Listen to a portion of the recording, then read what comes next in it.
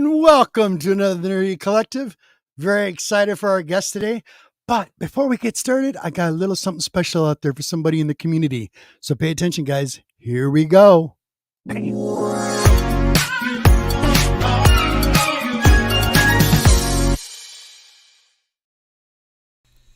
a big congratulations to Simi. Excellent work.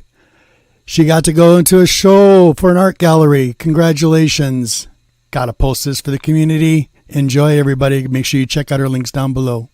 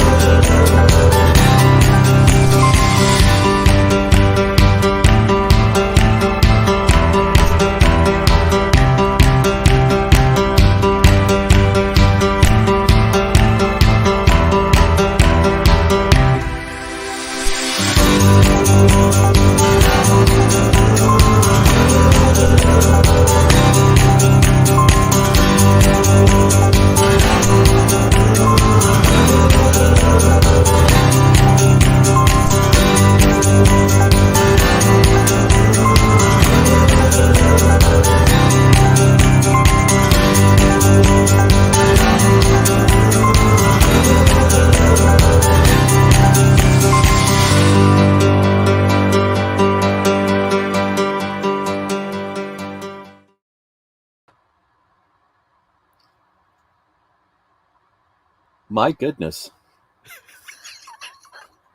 I feel like I'm on an episode of This Is Your Life. My goodness, that was pretty good. Welcome, Chris. Thank you Well- so much for being here, buddy. Awesome, awesome. Thank you for having me. I appreciate it. That was very nice. I feel like I'm on like a big time show. I feel special. Of course. Come on, special to me in a lot of different ways. We'll get to that. So without further ado, let's get my co-hosts on here. Here we go.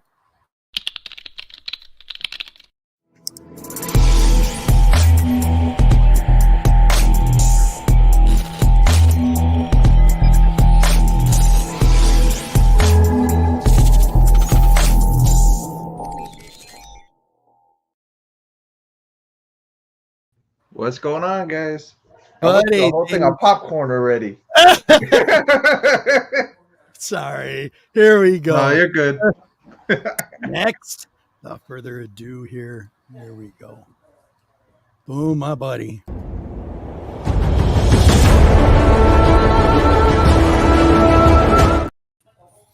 Oh.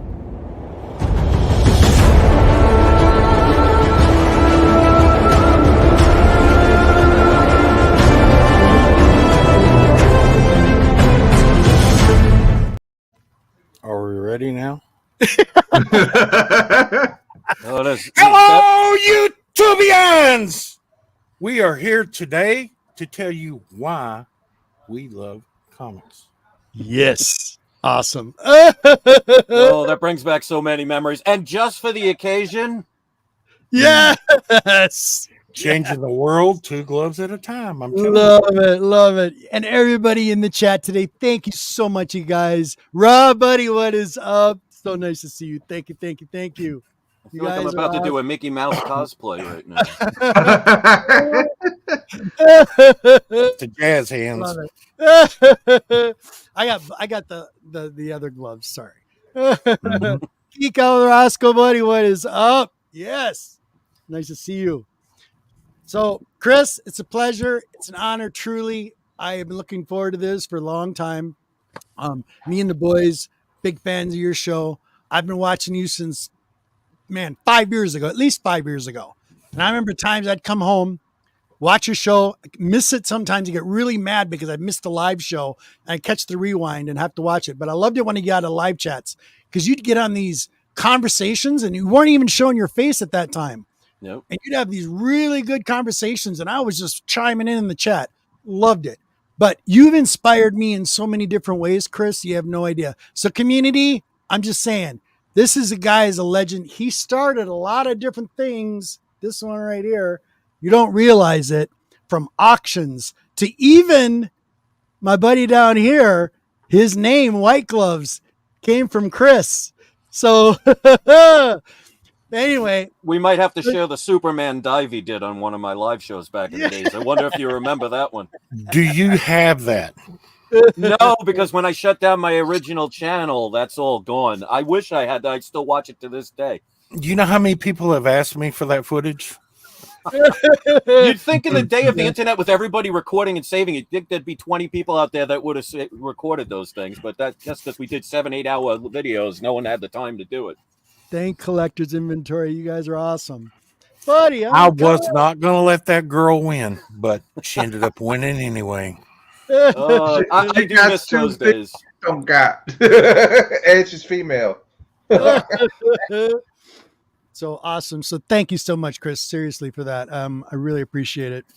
Oh, it's my pleasure. It's nice I have a lot of really, I don't want to get all mushy, that kind of stuff. Yeah, but it's like, don't worry, we'll say squirrel whenever you get too mushy. Considering what I usually get from people, I'll take it. All of you in the community that gives me so much crap, even the boys on my show give me so much crap about eating some popcorn and my video intros are too long and the music and all that stuff. That's me. That's my creative side going. Yeah, we know.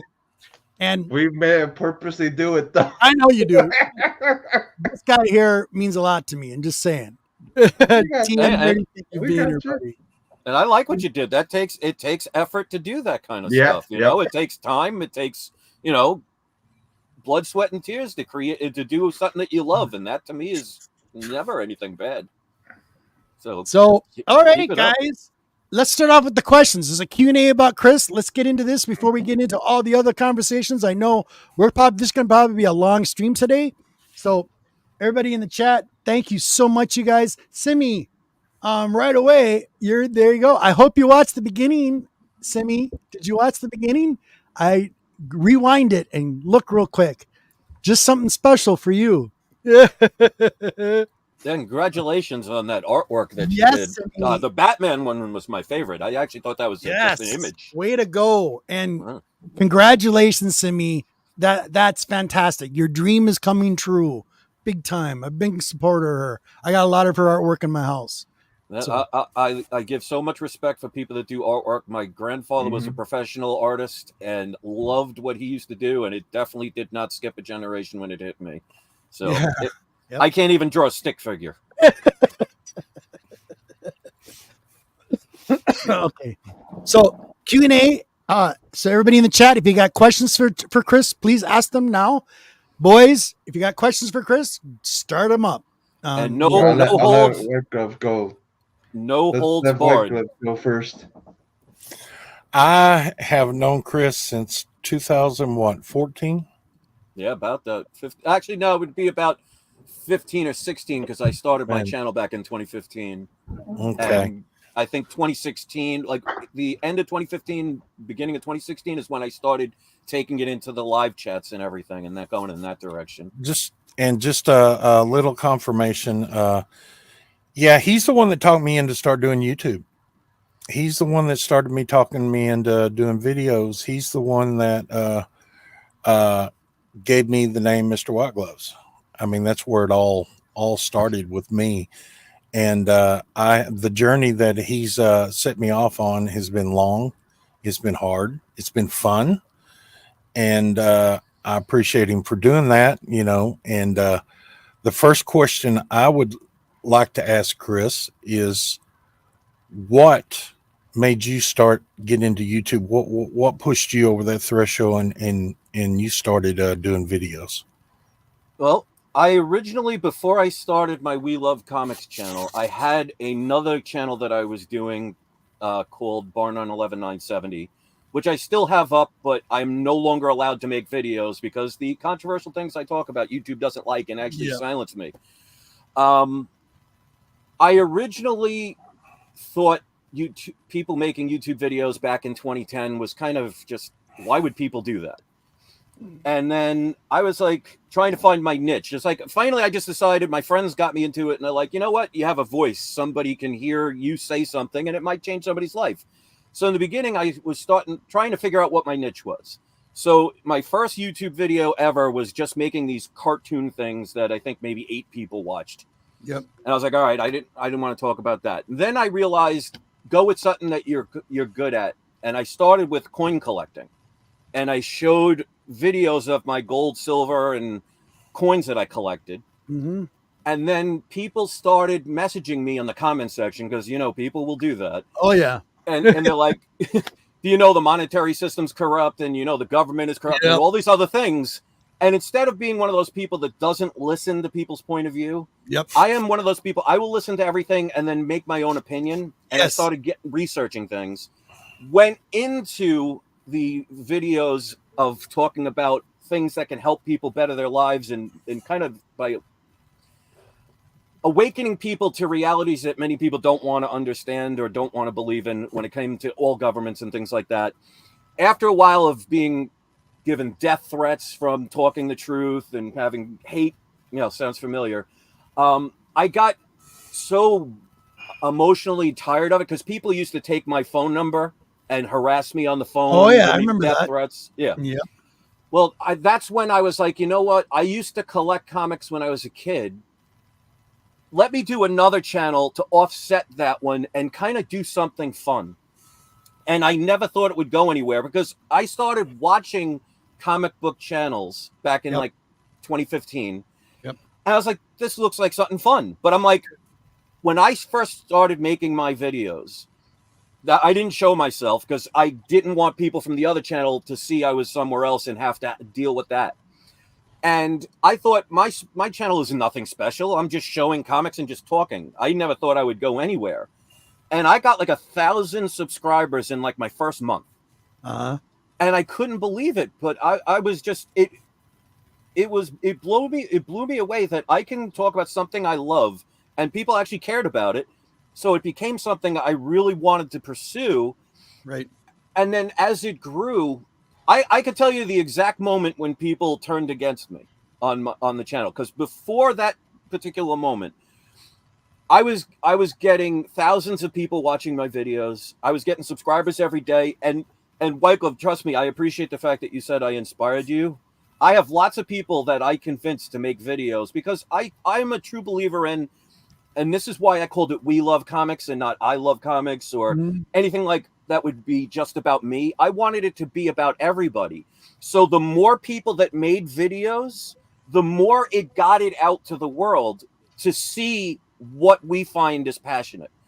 And that was very important to me. So I never saw anyone as competition. I never saw somebody, even if they had 10 million subscribers and I had 10, I would never be jealous of them. I would want to be something different from them to give people another way to view what they love. Right, right. And the day that people turned on me, and it shows how quick people on a dime will change on you. Oh, yeah.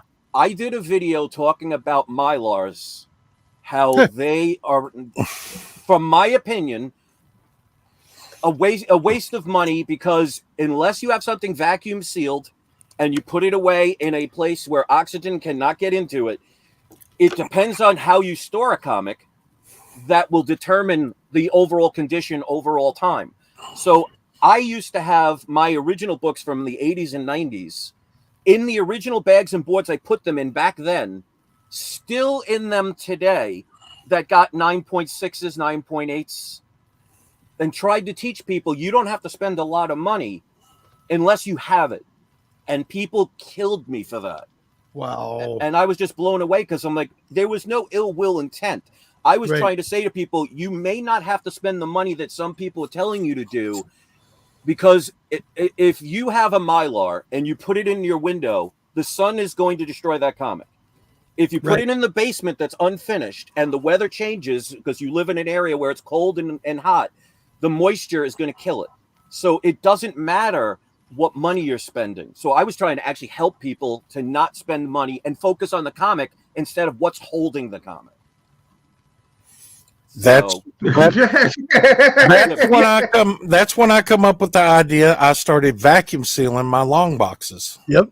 And I was getting rid of all the air out of the long boxes by vacuum sealing the whole long box and putting them up for long-term storage and keeping the temperature the same.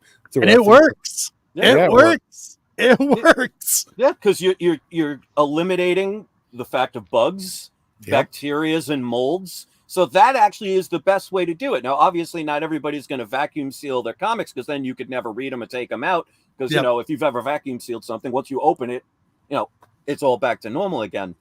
But I wanted to have a channel where I could share my ideas. And I always thought that if you didn't agree, because I was old school, if I don't agree with somebody, I don't chastise them, I don't hate them, I don't bash them. I'm just like, well, I don't agree with you, and I might say it passionately because I'm Irish, English, Italian, and from New York.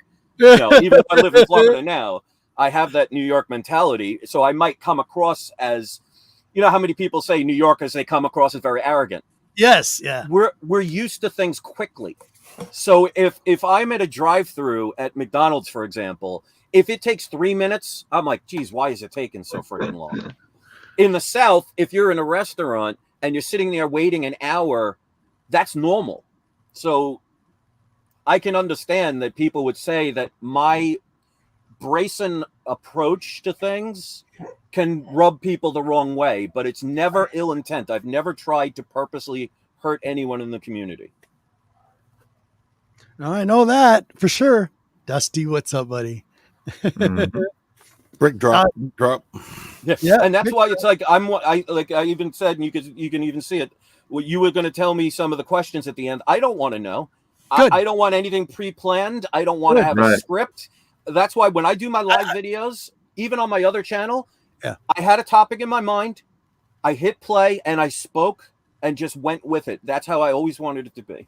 I don't have this usually scripted. It's just I like to give my guests that come on for the first time just those 2 questions that I ask. The kind of to use your brain for the community. That's something different. Otherwise, It's not scripted. This is just the way it is. Yeah, and that's why it's like I don't even want to know what those 2 questions are. I'll find out when you ask me. We got a question for you, Chris, from TM Nerdy in the chat. Here you go, buddy. It says, if you could choose 5 DC characters that haven't been in the movies yet, who would they be and why? The main ones have already been in the movies. That's the thing. I would, for one, I would love for them to do a Green Lantern right. So I don't even know if you can consider Green Lantern being in the movies with what they did. So I see, to me, the biggest mistake, I'm a Marvel guy, but I don't hate DC. I love DC, but I just collected Marvel more because their characters just resonated with me more. I was never one of those, well, if you have a Sony PlayStation, then you have to hate Xbox. I have both. It makes no sense. But to me, I think the biggest thing Warner Brothers made the mistake of is Batman being dark went so well that they decided every DC character had to become dark and gritty like Batman. And that ruined it. Because Superman, I went to the movie theater when I was 6 years old in 1977 to see Christopher Reeves as Superman. Yep. That is what Superman's supposed to be. He's supposed to be the strongest Boy Scout you've ever met in your life. Right. And when they tried to turn him into like literally a murderer by snapping Zod's neck, to me, I think what they should focus on are the main characters, but do them right and do them how the comics made them famous. That is the reason why we love them today. Of course. So because I'm not a huge DC fan, I don't know a lot of the minuscule characters that I think would be good enough to do a movie. I think you got to always go at your strengths. Like Marvel should not be doing TV shows about characters like Echo at this point, because outside of the comic book community, most people would have no idea who she is. And if you want to have people come to your movie, and the idea of somebody making a movie is to make money, you want the Spider-Mans out there. You want the Venoms. You want the Punisher. You want Wolverine. You want the main characters. The others should be like side characters that are involved in the movie. So I think the best answer to that question is that DC should keep the main focus of the characters, like in the Justice League area, and have the other characters be part of those movies, but not the main forces. Because the average person that does not like comics or follow comics like we do, they're not going to flood in. And you can see that what's going on with Hollywood in the past probably 3 to 4 years. Oh, yeah. Big time. Big time. So that would be the honest answer about that one. Cool. Guys? Jeff? Well, I met Chris a while back at the flea market that one time with Steve. So yeah, and then well, he already explained where We Love Comics came from. So yeah, see, there you go. Yeah. So. I just wanted it. I just thought the best name for it would be about. I didn't want the channel to be about me, and that's why I didn't show my face in the beginning, because I wanted it to be solely on the comics. Because I always hated YouTubers that put themselves as the priority over the things that they are supposedly in love with. Right, it's not supposed to be about you. Right. You're representing it from your point of view, but I want people to focus on the comics that I'm talking about and sharing, not the fact that I'm saying them. Because not for nothing, I may say a couple of things different than others, but there's only so much I could talk about that would be different from what 100,000 other people can do on their own channel talking about comics. They're just sharing their perspective in a different way. To his defense on that, it took probably, I'd say 8 months to a year backstage when we used to meet with Chris before we finally talked him into showing his camera and showing his face off air. I mean, it took forever. There was a big group of us that always met and talked and everything. And we had hilarious times backstage and everything. And I would say maybe on the 8-month range, but it took quite a while before him to even show his face to us in the back. Yeah, because I just wanted it to be about the conversation. Because if you see how everything's politicized in this world today, if you just actually put up a blank screen about somebody and let them share their story, you'd be amazed at how many people from different angles might actually, instead of focusing on who or what they are, they would focus on the content of what they're saying. So that's what I thought, even with comics, I just wanted it to be about the comics, not about me, because I just don't have that ego. I don't care what people think. I want them to enjoy what they enjoy, and if it's something that I'm sharing, that's what matters to me. Come on, Roman, you got an invite, buddy. I sent you 3 already. You got them. Just come on. You are Chris, a co-host.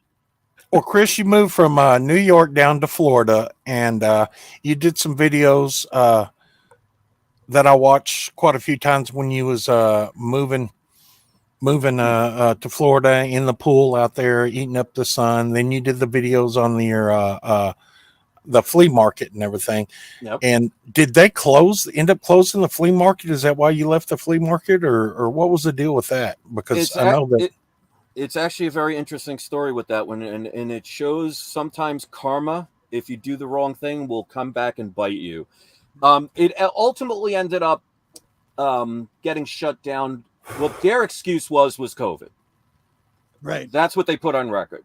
What we were going through at the time is we were hearing rumors for a while. See, because this flea market was originally owned by a family, and the father passed away. So it was his baby. He put his heart, soul into it. And when he passed away, he gave it to his kids who didn't want it because it involved work. So there were rumors from even before I got there that they were looking to sell it. Now, they were denying it the whole time because, of course, I study things like contract law and things like that. I know that until something is official, you could never say anything because you can affect stocks and, things that can get you financially in trouble. But you can always see the writing on the wall. And what happened was they waited until the lockdown to say to people, we've sold the place to, it was either going to be a condo or to like a person setting up a like a Walmart kind of thing. Right. And they said you have 30 days to vacate. Now, this was during lockdown, so no one was allowed to leave their house in the beginning, and they knew that, and they basically gave people about 6 days to say you're gone, even though some people have been there for 30 years. Right. Now, what happened was, before it became a flea market, they had some like auto body repair shop or a junkyard. And instead of doing the right thing and like getting rid of all the cars, they buried them underground. Oh, no. So what happened was when they undercut all of the people that were there, some people, like I said, up to 30 years at that place, and told them they had to leave, they were selling it to another business that said, we have to check the water quality. Yeah. And because those cars were rusting underground for over 30 years, it failed the inspection. So the deal broke through. They did not get their money. They lost the flea market because they kicked everybody out. And now it's an empty lot sitting there collecting dust. Wow. Yeah. I know that. That's why I'm a firm believer in karma. Yeah. You do the wrong thing, eventually things come back and haunt you. They do. Totally believe it. But yeah, that they closed down. They said they closed down because of the lockdown. That was their excuse to do what they already had planned that they were denying for months, which is a shame because I really, it was the first time I had my own comic shop. It was actually doing very well. I actually just spent, there was a business right across from me that was a little, like a 19, 20-year-old guy. I forget his name, but he used to sell stickers. And that was it. And I always thought, how do you make a living doing stickers? But he had followings. I just bought his business because he was going out of business. So I acquired his business, put it into mine, and spent about $1,000 to $2,000 on new stuff to get that place even to the next level. And that's when they shut it down for 1 week. Wow. Yeah, the water table in Florida is awful low. And if you start burying cars, I mean, that's a big no-no. It's just like the gas stations that around here. If you sell a gas station, you have to remove the pumps or the tanks, or they have to be tested once a year. Right. And the ironic part is they didn't want to remove the cars because they didn't want to spend the money, and now environmental fees are costing them, I think, like $300,000-$400,000. Wow. Yeah, so you get it what you give sometimes. We got another question in the chat here from Pop Culture Commerce. He said, Chris, what is your most prized comic that you own? There's a couple, because you know what it is, because it depends on what you're talking about as prized. The first comic I ever bought was Cosmic Boy #1 in 1986 or 1987. So as far as the first comic, like they say, you never forget your first. That has significance to me, even though it's worth nothing. Then when in, I think, 2016 or 2017, the whole reason I even started collecting comics was back in the 80s. I know most of you know the Death in the Family line. Sure. Where they had people vote in if Robin should die or not. Right. That was the comic that got me into collecting comics, and that was the first time I went into a comic book store to find out that Batman 428 was already out, and it was like a $50 comic. So I bought Batman number 429, which was part 4 of that series.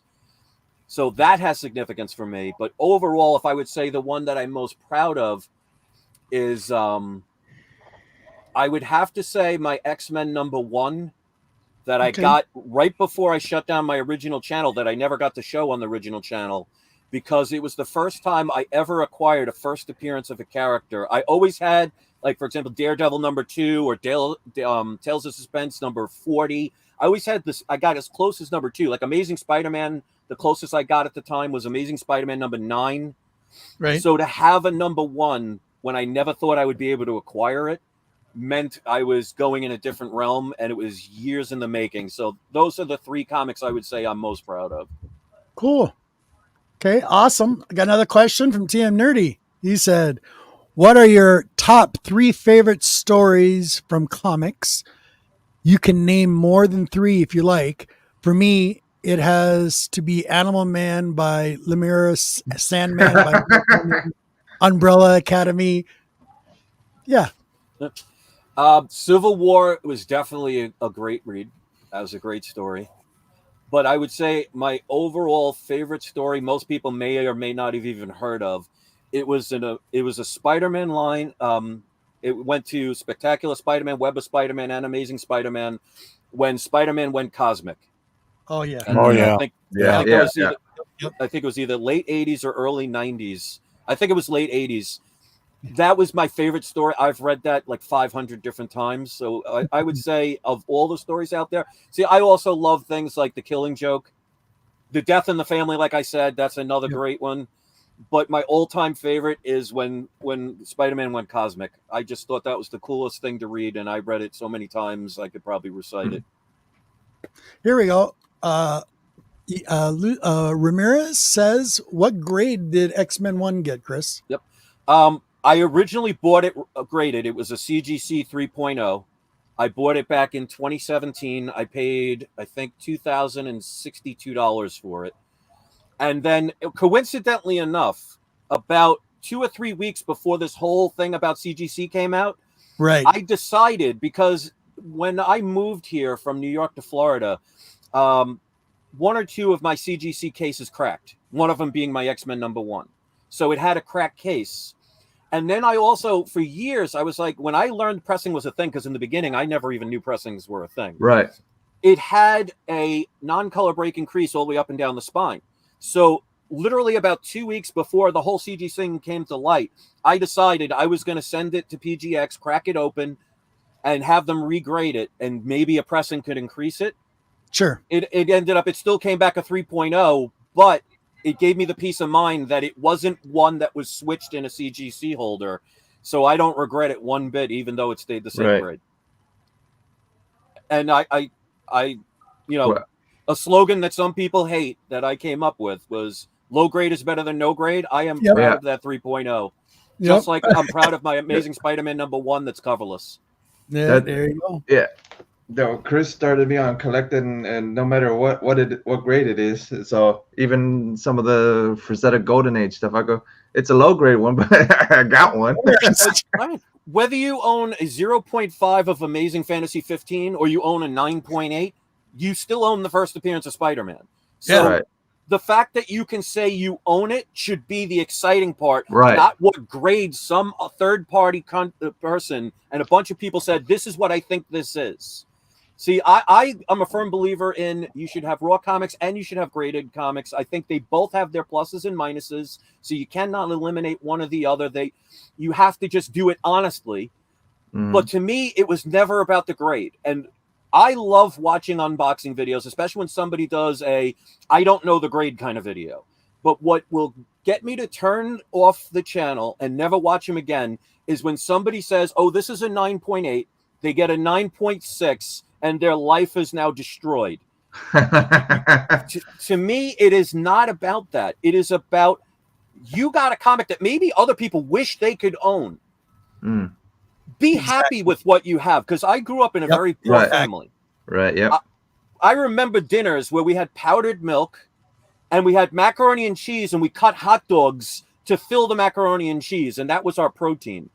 Right. So I grew up with a family that said, you appreciate what you have. So to me, I don't care if it's a 9.8, which I would love, or if it's a 0.3. I have a Hulk 1 that was chewed up by rodents, and I am so proud to own it because I never thought I would ever be able to acquire one. So to me, that's what's important. The comic itself, not the grade that can give you a couple of extra $100, because that's what we know. If you get a 9.6 and you're mad you didn't get a 9.8, you don't care about the comic, you care about the value. Yep. And unfortunately, there are hypocritical people out there that will bash other people, and I'm not just saying me, other channels, because they think a different way and they try and be the holier than thou. Yes. Love what you love, but respect others can love what they love. Exactly. I don't understand that concept, but you know what? It's a hill I'm not afraid to die on. And that's why most people have issues with what I say, because I will say what most people are afraid to because they care more about their reputation than their integrity. And to me, integrity should be priority one. Big shout out to Brian. Brian, buddy, here we go. Chris, will you be at MegaCon? Honestly, I'll be right out. I just fell out of love with cons years ago. You know, when I was a teenager and in my early 20s went to Comic Cons, it was all about the fun. Like, and I don't even know if I have it near me. Yes, I do. When I went to New York Comic Con, back in those days, they didn't charge for autographs. Right. And I thought it was just the coolest thing to have somebody that did what you love sign it. I remember that I missed a panel from John Romita Sr. And I just missed him. I went into the panel, everybody was clearing out. John Romita Sr. was there. Right. He was walking out and he sat down and talked with me. And I was telling him, you know, I remember your first work which was Daredevil number 12. Yes, Daredevil number 12, where you see Kazar hanging from the tree. And he didn't even remember that was his first work at Marvel. And he signed the book. And that was one of the books that got stolen from me. That would have been another one that meant so much to me because they signed back in those days. They signed in the inside of the book. But back then, I used to hate when people would go and get their book signed and they'd put 20 comics in front of a person and say sign them because you know they're doing it for money. I would never, even though there were signers back then that would have no problem with it, I never gave more than 2 books. And I was standing online for Art Thibbert. And as I'm waiting online, the kid in front of me was talking about how he's going to have him do a sketch. And I'm like, they can do that for you? And they're like, yeah, if you ask them. So I was like, well, what do I do? They didn't have sketch variants back then. I didn't want to have it drawn on a comic. So I took out the backing board of the comic I wanted him to sign and asked him, can you do a sketch of Wolverine? And that's what he drew for me. Oh, wow. That's cool. And I sent it to EGS, not to get verified because I don't need it to be verified. I got it. But I want it encapsulated. And I want this buried with me. Yeah. Because to me, I went there, I got that, and he drew that for me. Which ironically is funny. When I sent it to EGS, I didn't think that you should mention what the character was. They originally thought it was Batman. So I could kind of understand. You might think from side profile. That's cool. But I know exactly what it was. And to me, that was the fun of it. So Comic-Cons today, they're pretty much, unfortunately, all about the money. And, who could sell the most variants of something and just rob people blind while a few people make a crap ton of money? I'm not about that. Yeah. If I went there, I would go there just to meet up with a couple of YouTubers that wanted to talk in person. I wouldn't even care about the comics. Sure. Yeah, the other thing I'm interested in, and I've only been to one in 25 years when I was with the boys down in Florida, but it's like I like to see Artist Alley, see the artists, the actual people that are doing that. That's something I would enjoy, like, big time. Yeah, to me it was meeting somebody that did that. Like, another comic I got signed was Ghost Rider 18, which was that glow in the dark 90s. Sure, nothing. Yeah. But he signed it for me, and he sat there and talked about it, and we had a conversation. Now it's just sign next, sign next, sign next. That's why I never went on a line for Stan Lee, because I wanted it personal, because you weren't allowed to talk to him. You if you wanted to take a photo, you had to give him $100. I'm like, really? Yeah. I don't care who you are. You should enjoy what you do and don't care about, well, if I resell it, because that's another thing that gets me. Like, the people that have problems with people selling comics. Yep. If that's the case, then there should not be a comic book store in available, because those people once loved comics enough to build a store, and they're making money off of something they bought. Well, it was originally for 10 cents, 12 cents, $1. Right. And they're not selling it for 10 cents, 12 cents, $1. So they're making money. But who cares? Yeah. What you do with your property is your right, whether somebody else is offended or not. Yep. Nowadays, like, people like Rob Liefeld, who will not sign New Mutants 98 unless you pay him. Yeah. This is why I say to Rob Liefeld. Because it should be, if you never made that comic, which, by the way, was irrelevant for 2 decades, nobody cared about it. Right. I had one of my copies that I didn't even put in a bag and board, and I put it in a bin of the comics that will never become anything. Yeah. That's where it was for 20 years. It meant nothing. But it's like, if you didn't do those, you wouldn't be where you are. So don't forget where you came from. Exactly. A lot of them attitude. A lot of them do now. So.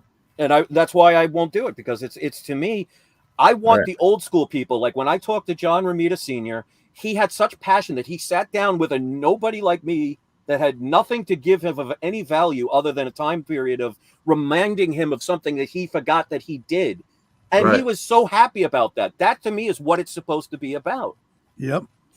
See, I've had the opportunities in the past that I can get in early to the cons and everything before they open. And I've had the opportunities to go up and talk to these artists and writers and stuff. And, and not have to wait in line, because I'm not going to wait in line for somebody to sign my book. I don't want my book signed anyway. I mean, if you're going to sign it, if it does get signed, it's going to get signed on the inside cover, because you're not messing up the front cover of my book. I'm sorry. But I've had quite a few opportunities to talk to quite a few artists and writers, and when the crowd's not there, and that's what I'm lucky. And the cons, the big cons now, I think they're a thing of the past. I found one con that's a small con that does nothing but older books from the probably 50s, 60s, and 40s, and the older toys. And that's the con I'm going to go to. And it's not a big crowd. And a lot of the dealers that show up there, they show up there to sell their comics. But I asked a number of them, and they said, the reason we show up here is not to sell our comics, which we do anyway, because we don't make money at this show. It's to talk to the other people out there, and they swap comics back and forth to other dealers, and they move them around. Well, I happen to get involved in that, and it's just a real small con. And I loved it. And that'll be the last con that I might show up in Dallas and everything, maybe, but that's to see people. But as far as buying books, that's the only con I'm going to every year. And I am a member of that organization now that puts on the con.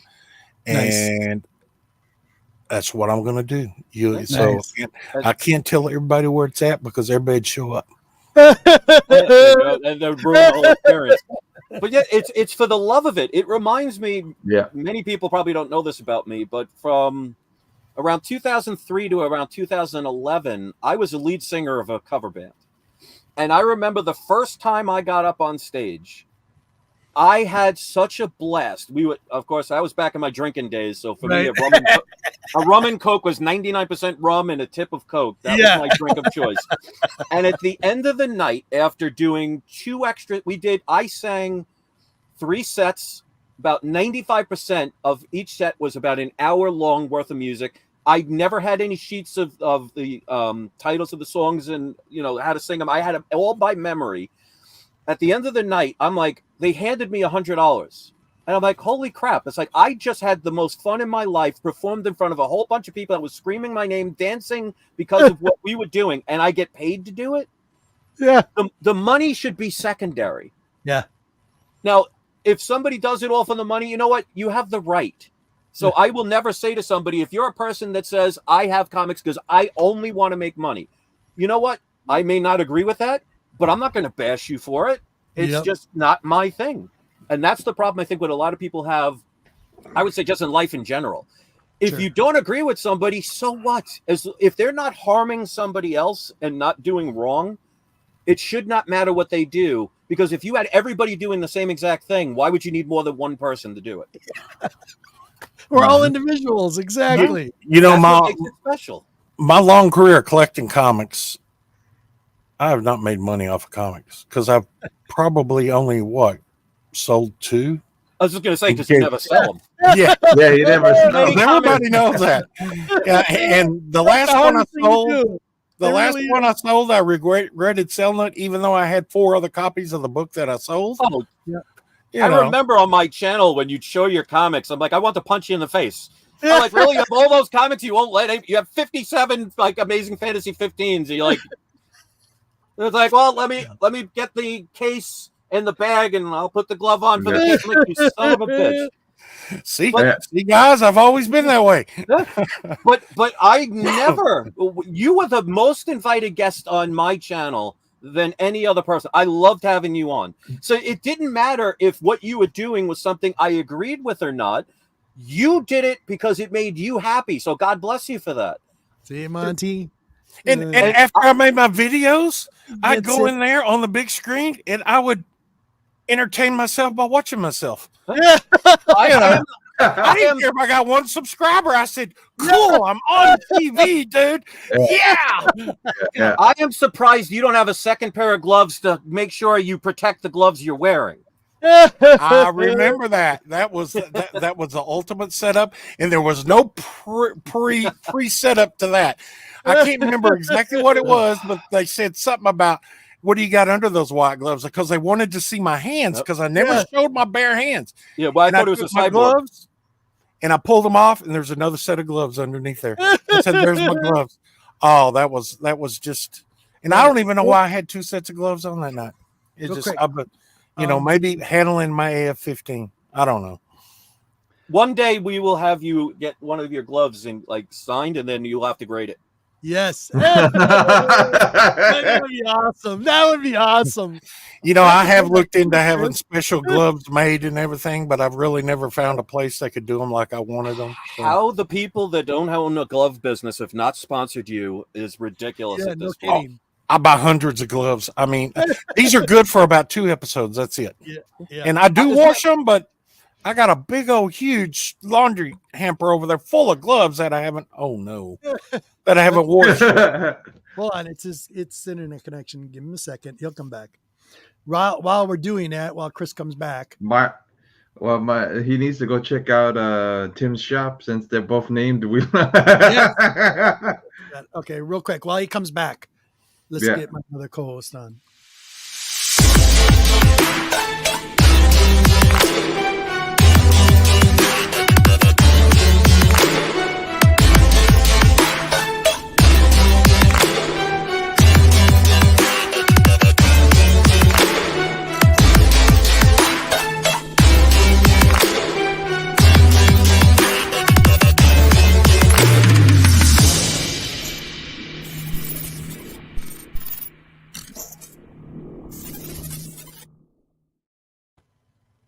What up, peeps? What's happening? There you go. Boom. There you go. Yeah, it was your internet. Your internet crashed. I watched it. All of a sudden, you had the winding thing show up. I'm glad they don't let me know about those things on the internet. It's okay, all good. I'm running at pretty fast speed, so it unfortunately the way stupid internet streams work, it goes to the weakest link. So if your connection that's what happens. Well, that's me anyway. So you know. That's right. No, it's probably me actually. Probably. Dude, my laptop is so old. You have to crank it to get it to start. So, so we got a question, Jeff. Chris, we got a question for you, buddy. Hold on. Collector inventory. He said, question to Chris about comic book bags, polyurethane, polyurine, or mylar. What are your opinions is best and why? Now, best according to what, though? Yeah. Now, are you talking about as far as price? Because like I said, whether you put your comic in a mylar or you put it in a regular comic bag, it depends on how you store it. If you have a bunch of mylars that you spent tons of money on and you leave it up in the attic, in a couple of years, if it's not insulated and there's differences of temperature and moisture, that comic will be destroyed. There's a reason why the Declaration of Independence is kept underground and kept in a oxygen sealed case, is because paper eventually goes away. It degrades. So, yeah. The difference between a mylar and a regular comic book bag means your comic will probably last an extra 100 years after your great grandkids have already been long since dead. So my thing is, yes, you'll have to change the bags every now and then when it comes to the lower grade ones. But like I said, I have had books still in their original bag and boards that I had since the 90s, and I've taken some out, and they've gotten 9.6s, 9.8s. So to me, if the thing about mylars is it makes the comic look nicer. Yes. So if you're selling a comic, it's almost misleading people. Because if I have this in a regular bag and board that I have it in, and then I was to put this in a mylar, it would look a lot more glossy. That misrepresents the comic because it's not the comic that's more glossy. It's the mylar. So you're actually misrepresenting what you're trying to sell. But I'm not going to sit here and say mylars aren't good. If you have the money for it, I mean, there's a reason why a Ferrari is going to be better than a Hyundai. But they'll both get you to where you need to be. The question is, can you afford the Ferrari? And if you can't, don't buy a Ferrari when you have Hyundai money. Yeah. It is. I'll be honest, Chris. But I have spent a fortune just on supplies alone. It's insane. I care about my books, even if they're in shitty grade, and I will put them in mylars. I'm a big mylar fan, but I don't sell my books neither. So I mean, look at that. Here's a mylar. So I have no problem using them. But why would I'm not going to spend the extra money because my channel isn't called We Love Mylars. Yeah, it's We Love Comics. I care about the comic. The job of this is to keep my fingers off it and keep bugs from eating it. Like I said, this comic will last probably 200 years. Yep. This one will last probably 300 years, depending if you stored it properly. So you'll be dead long before the mylar will show you the benefits of what it does. Right. It's the old saying. Madness. It's the old saying. You got champagne taste on a beer drinker's budget. But again, it's like me. If you like using mylars, that's great. I don't care what you do with your stuff. What always blew my mind is how many people got angry at me for sharing my point of view that they may not have agreed with. Because I don't care what you do with your books. You could use them as toilet paper. Yeah, no kidding. Right. They're yours. Or you could be on the other end of the spectrum, like Mr. White Gloves, who probably has never touched a comic raw dog. Yeah. With no condoms. Somebody understood that reference. And all my books over 40-something thousand are in mylars. Yeah, and I'm so picky about my collection. It's like, and it's annoying.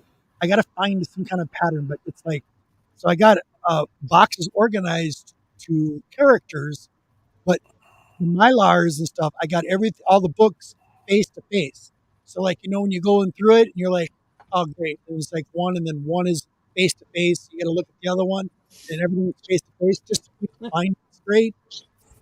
Chris did a video about that. Yeah. And to me, it should not matter what you put them in. If it's something, because let me tell you something. If you're a person that collects things, you're probably one, a hoarder, and two, probably have some kind of OCD. We all have that. We do. Right. Yeah. So that goes with the territory. That's why we collect the same thing over and over again. Yeah. There's something in here that says we are not like the average person. So there's going to be quirks that we do that we are going to obsess over. That's why I understand somebody that may hate an Xbox player because they like PlayStation. Me, I was always on every end of the spectrum. Yep. Why would I hate somebody because they're playing a different video game? Yes. Oh my God. Why would I hate somebody if they put their comic in cellophane? That might drive somebody crazy. Yep. Right. But to me, it's your comic. If you want to take the silk out of a worm's butt and wrap it around the comic because that gets you off on it, God bless you, because it's your comic. I have run into collections that I went in there and they were all in long boxes and looked at them, and they were all wrapped in what do you call Baggies? that? No, the wrap that you put stuff in. Cellophane. And I was like, "Are you kidding?" And they were in real good shape, but when I got them home, I was sitting there going, Yeah. "Are you serious?" When I first started collecting comics, and to this day I still have it, my Superman, what is it? Yeah, the Superman 500 issue, that thick issue. I wrapped it in cellophane. That's before I even knew about bags and boards. When I first started collecting, it's still in the cellophane today. Nothing wrong with it. I'm a fan of it. When I ship books to people, AOKs, I wrap them in cellophane, then put them in the cardboard, just so they don't sit on their porch if they get wet, just to protect them. These were individually, though. Every individual one was wrapped in there and put in there as bags, and I was like, it took me forever to unwrap all those, and I was like, I think he owes me money now. So sorry for all the AOKs that get sent out there. The G-Man's got them really wrapped up for you. But that's the thing about when it comes to collecting, investing, or anything that we collect, whether it's bottle caps or it's comic books, there's going to be people that have a particular way they have to do it. Right. That doesn't make somebody else's way wrong. And to not like somebody because they do something different than what you do says more about them than it does about you. Because, like, I'm listening to Mr. White Gloves with those things, and I'm like, well, that's a little over the top. Yeah. But so what? That's what makes him him. There's nothing wrong with that. I wouldn't do it. Yeah, it made him happy, but it didn't make me happy when I had to take them all out. Maybe, now that I know that, if you ever bought a comic from me, that's exactly what I'm going to do. I'm going to wrap it in cellophane. Oh, I don't doubt that wouldn't happen. Too funny. Well, I was going to say, what did he say? I think silkworms. What did he say? Silkworms' butt covers would increase the value of the book. Well, there you go. Hey, if you can afford silk, God bless you. Then hey, put it on your comic. Well, and God loved Monty to death, but he's never going to sell a copy of anything, even if he's got 16 of them. Oh, I've tried. When I used to do my auctions on my live show, I was trying so hard for him to put one of those books because he would have gem after gem you would draw, and not just like they would be like it would be like Amazing Spider-Man #1 at like a 9. I'm like, Jesus Christ, what are you doing? It's really a museum. Chris. So Monty went on one of these like contest shows, like a wrestling contest show, and he came up there like hacksaw Jim Duggan with a 2x4 in his hand, and he was competing with comics, and all there was people in the chat had a vote on who had presented the best comics. He brought out this really lame book or whatever and lost the fight, and at the very end he goes, damn it, I pulled all these out of my vault. And he pulls up raw books. Yep. ASF 15. He had like $250,000 in comic books, and it was like only like 8 books in his hand. Right. I'm like, what the hell? The time I wanted to strangle is when he said that he wants all his comics buried with him when he dies. Yes. I don't know if he still thinks that way, but I remember him saying that. It's like, I want to literally reach through the screen and strangle him. Yeah. I was gonna say you're gonna need an excavator or a couple of those to even dig that hole big enough, you know. My brother's got a huge front end loader, so There you go. yeah, you can stand inside the bucket and your head won't touch the top. But yeah, I'm still the same. Me, I had never changed. Well, if anyone who wants to come an archaeologist after that happens, you know where to go first. Do that, buddy. What's up? Well, I'm going to be stuffed in the doorway when you open the door up. I'm going to be standing right there. Legend in the house. In a comic sarcophagus. Damn right. I'm going to be wrapped in Mylar. I'll be in a Mylar coffin. The vacuum It'll be a Mylar coffin wrapped in cellophane. And, I guarantee you, all his pallbearers will be wearing gloves when they carry him in the casket. For real. But just hope they don't slip and drop the casket with all those slick gloves on. Here, hold on. So, collector inventory question. He said, okay, the reason I asked the question is because I have my grandfather's books and I wanted to preserve them the best way I can. One of those books is More Fun Comics, issue 73, Action Comics from the 30s and the 40s. Right. Well, here's one thing I'm going to tell you that most people will not tell you about things like Mylars. Mylars do not have a lot of flexibility. So you have to be extremely careful when you are placing them in a Mylar, because it's almost like putting them in plastic. Mm-hmm. When you have a regular bag and board, the regular bag, it has more give. So it could be a lot easier to put a comic in. If you have a very expensive comic and it hits the side of a Mylar, it could rip the comic in half. I mean, just like the cover, for example, it'll tear it. So, right. So you have to put all factors into an equation, not just the parts that everybody focuses on. If you have the money for Mylars, I'm going to be the first to say they are going to make your comics look better. They are going to give better protection, but you're talking the difference between, a condom that might have one brand of rubber and a condom that has another brand of rubber. It depends on how you use it. If you put it on halfway, it's not going to work the way it's supposed to. So you have to think about things that no one will talk about. Mylars are very stiff. They are very. If you have to be extremely careful when you put them in and when you take them out, because that flap will fold back in on itself if you're not careful, because it will. If you take a regular bag, you fold the flap over, it stays there. The Mylars, because they're like almost like a plastic, they'll bend back forward, and they could scratch your comic and destroy it. So if you have very valuable comics, those are things you might want to think about. Not just do they look good. It also depends on how you store them. If you lay them all flat and stack them on top of each other, I don't care if you put them in solid gold cases. They're going to get affected. If you put them in a place where there is moisture, because remember, unless you're like White Gloves who vacuum seals them, bacteria can get inside them. So if you don't store them in the right place, your comics will get destroyed. The problem is it's so minuscule that it could take decades before you notice it. So just go with what you feel is the right way to go and not base it on, well, this is the most popular, so there's nothing that could be wrong about it. Right. And not see that there are actually negative sides to anything and positive sides to anything. Anybody who thinks one way has a one-way thought process, and that's not somebody I want to talk to. So that's what I hope this person does. Oh man, that question it got answered after Chris said about the condom. That's why I know. Because I know 100% of my viewers that watch me are guys, so who's gonna get a reference better? This one was funny by Mike Wheeler. Most people don't know condoms have serial numbers on them. Not everyone rolls them down all the way. And not all of us are single. No. Yeah, we don't need those things anymore. Funny. Good one, Mike. You know, if you're that worried about your books, just send them to me, and I will take care of them for you. And you'll never see them again.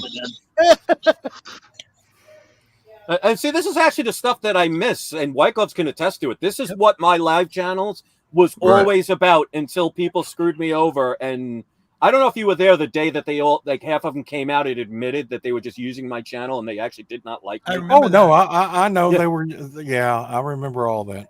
People think I make these things up, and I'm like this. I think Judge Judy said it once, and it's always stuck with me. When you tell the truth, you do not have to have a good memory.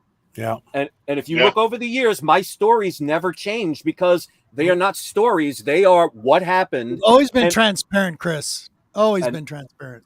And that's why I may have a small following, but I have a real following because they know that if I say something, I may not always get it right, but I will never intentionally get it wrong.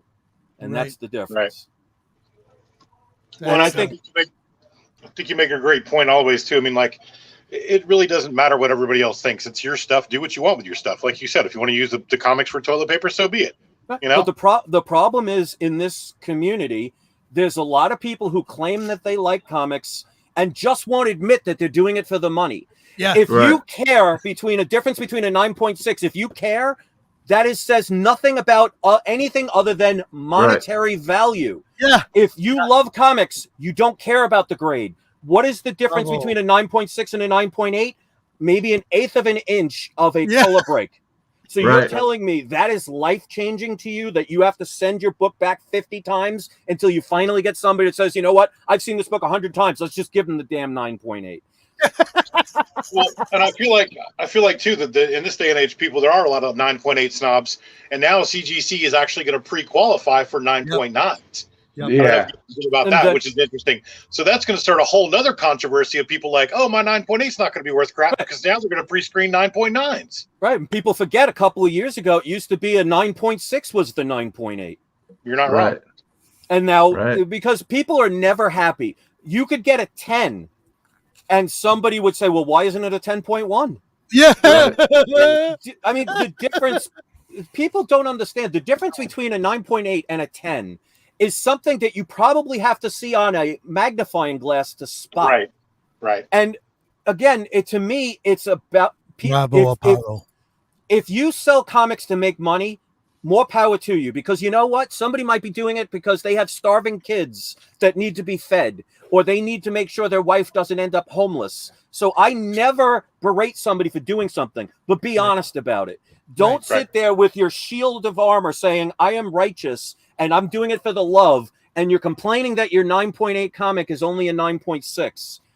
All that means is you care more about the money. Be straightforward about that. And that's why it's like, I will never sugarcoat. And that's why if anybody wants to ask me questions, they can ask me whatever they want. I'll answer any question that people want to ask. Because those that used to attack me because they didn't like me. They never attacked me on something I did wrong. I've had people mail me cash in the mail to buy a comic from me that I've never met in person. The old-fashioned way. Right. And I sent it because they knew that it would get there. I wouldn't say, oh, I didn't get it. Or I'd mail them a box of rocks. I think that's disgusting. And what's happening with CGC is... Agreed with that. Mylar Madness says there's no difference between 9899 and 10-0. All the damn... You know, I miss the days... I miss the days when we'd meet out on horseback in the old range, and I'd sit there and have a comic book that I'd say is a 7.5 over street grading, and the guy would say that looks like a 6.0 to me, and we'd come to a bargain and we'd agree with the price, and it wouldn't be graded at all. We'd grade it ourselves and go on. The problem is there are always going to be the few scumbags that will try and lie to people. Secret, and I'm sorry to say this, but it's the truth. So if I do want to buy a graded comic book and it's really pricey, I always go to PGX. And it's always more reasonable. I'm sorry, I do. There will be people who hate you for that. But meanwhile, right now, what's going on with CGC? Do any of you honestly, be honest, any of you really think it's one scammer and there's only 350 comics? It's multiple. No way. That's been going on for a while. I've been waiting for something like this to happen for a while now. Just to umpty that ante all about all the stuff that's been going on. It's like, I'm surprised they didn't figure it out long ago. I know it's more than one. It's multiple. The thing is, there are not free thinkers in this world anymore. There are people who will just regurgitate what somebody else says because it makes them feel good to join into a tribe. And I'll tell you, like with my original channel, my other channel that I talked about in the beginning, the Bar 11970, I was originally a Democrat. I loved Obama. I used to listen to Rachel Maddow and others on CNBC. But then I started hearing all these things that were going on, and I wasn't afraid to at least find out about it. I wasn't like, I am set in this way. You cannot tell me anything. I'm like, okay, let me hear what you have to say, and I will, through my own research, find out if you are lying or there's something actually genuine about what you're saying. And it's the same thing when it comes to comics. It's like you can't bash one company and then give another company a complete pass, because then you're creating a monopoly, and that company will do everything it can to make profit their number one priority. And that is what's going on now. And the people the ones who will say nothing are the ones that bother me the most, that try and pretend it's not happening. Because like they say, evil thrives when good men do nothing. Oh, yeah, exactly. Yep. Well, a little update on this. Probably there's been rumors and everything. CGC also grays coins. Yeah, I heard and about that. they're thinking that maybe there's some coins out there that have been switched out. This has happened throughout history. This is not something new. I mean, there were people that use the reason that you have ridged edges along coins is because back in the days of the Roman Empire, they used to shave off the sides of the metal. Yep. So this is not something new, but we cannot let the few bad apples spoil the tree. And you can't have people that say, well, we should never have slabs ever again, because there are some good uses for it. I am glad to know that somebody said that my book is not restored or is restored that I was not aware of. That makes it more transparent. It's the bad apples that allow bad things to get by for their own financial benefit is what hurts people in the long run. And people need to be, there are good and bad of every side. There will never be one side of the spectrum. That's why you have yin and yang. There's always a balance. And if you think only from one side, you think on a two-sided coin, heads is the only thing that's there because that's what you're looking at. Right. And because I do the philosophy part, people don't want to hear that because it spoils the fact that now they actually have to think, and their money could be in jeopardy because they look the other way. Right. You can't do that if you want to look long-term. Exactly. Roman. Hello, Roman. Hello. Roman, can you mute if you're simultaneously screaming, can you mute that part? It's muted. It's just because it's echoing in the background. That might be my TV. Hold on. That's okay. I got the TV on. All right, Thanks muted. for coming, buddy. Sorry for the interruption. Sorry. Okay. Hello, Roman. How are you doing, buddy? Another day. That's all. Yes. How you feeling, buddy? You guys hear? I had my alarm set for 1 o'clock. Yeah, I had to do it. I postponed it an hour ahead. I'm sorry. Oh yeah, I got on that. Oh, I must have missed it or something. I said, okay then. And I sent the link out. It says the time, you guys. Read it. Hey, I had to set the alarm for 1 o'clock just to be able to be here on time. That's bad. We had to set an alarm for 1 o'clock in the afternoon to do something. Yeah, as they say, Roman does a lot of. Than never. You should, talking about the selling and stuff. Roman's very experienced with that. He sells books all the time, back and forth, and I'm sure he's experienced all of this for fun, just to get rid of some dead weight. Sometimes you read stuff and you get rid of it, just to get rid of some dead weight. Well, yeah, you don't say that in front of Monty. You know that, right? You don't say that in front of dead weight. You just build something bigger. He has his wife, my lord. Come on. Yeah. I took her out of that years ago. We were divorced years ago. Oh, good, buddy. Everybody knows on the panel you have to move. Oh, good. If you had Monty's not moving, he's built a museum in his backyard. Yeah. And everybody else on the panel, you have he to actually move. built a whole new shed. We Love Comics had to move. Chris had to move. Yeah, I had no room left in New York because of it. He had all those comics he had to move. Really, I got rid of my wife. And that opened up the world right there. Then my kids moved out, and now all their rooms were full, so I had to build a huge barn out here, and it's a 45 by 30 barn that it's getting full. I'm fixing to add on to it. So what episode of Hoarders will you be on? The comic edition. That is a house I would be glad to clean for free for you. Yeah, no kidding. I am organizing things. I've got He'll be organized until he's 90. I mean, this right here is a desk. It's a desk. Yeah, and I got another warehouse rack right here that's a desk, and I got storage up above here. Well, I see the light over there. So I'm going up. I can't go out no more, so I'm going up. Monty, I just want to come see. I just want to come see the Cathedral of Comics. That's all I want to do. Just come see the cathedral. You know what I'm saying? You'll have to be vacuum sealed. Chris, he built a whole. I watched him build this damn thing from the foundation up. His new facility on his property is unbelievable. Let's just say it's not shocking to me one bit. It's just unfortunate we'll never get to see it. I will do a room tour, but my uploading speed is so bad that or a barn tour, but my upload speed's so bad that it just takes forever to edit videos and put them up and everything. So my question, Monty, is if I come visit, do I have to wear a hazmat suit to get in? I do have hazmat suits and SCBA. And this brings me back because when you said that, I was on Chris's show one time, and I come in with my SCBA mask and my suit on, and scared the living daylights out of his guest. I think it was a female, wasn't it? I can't remember. Had those back in the days, and she was just like doing this, staring at me like, oh my God, I'm scared to death. What did I get myself into? There's a guy with a gas mask on and a hoodie, a CDC hoodie or a suit on, and he's talking, and it was so hilarious. It was I scared the living crap out of her, and I don't know if she ever came back on his show again. Well, if you ever saw the movie Back to the Future, when Marty goes back and he's in that hazmat suit and he comes out of the car and he's got the Walkman on, that's basically what he did to that poor girl. I said, I'm going into my clean room to mess with my comics. What's Darth Vader from the planet Vulcan.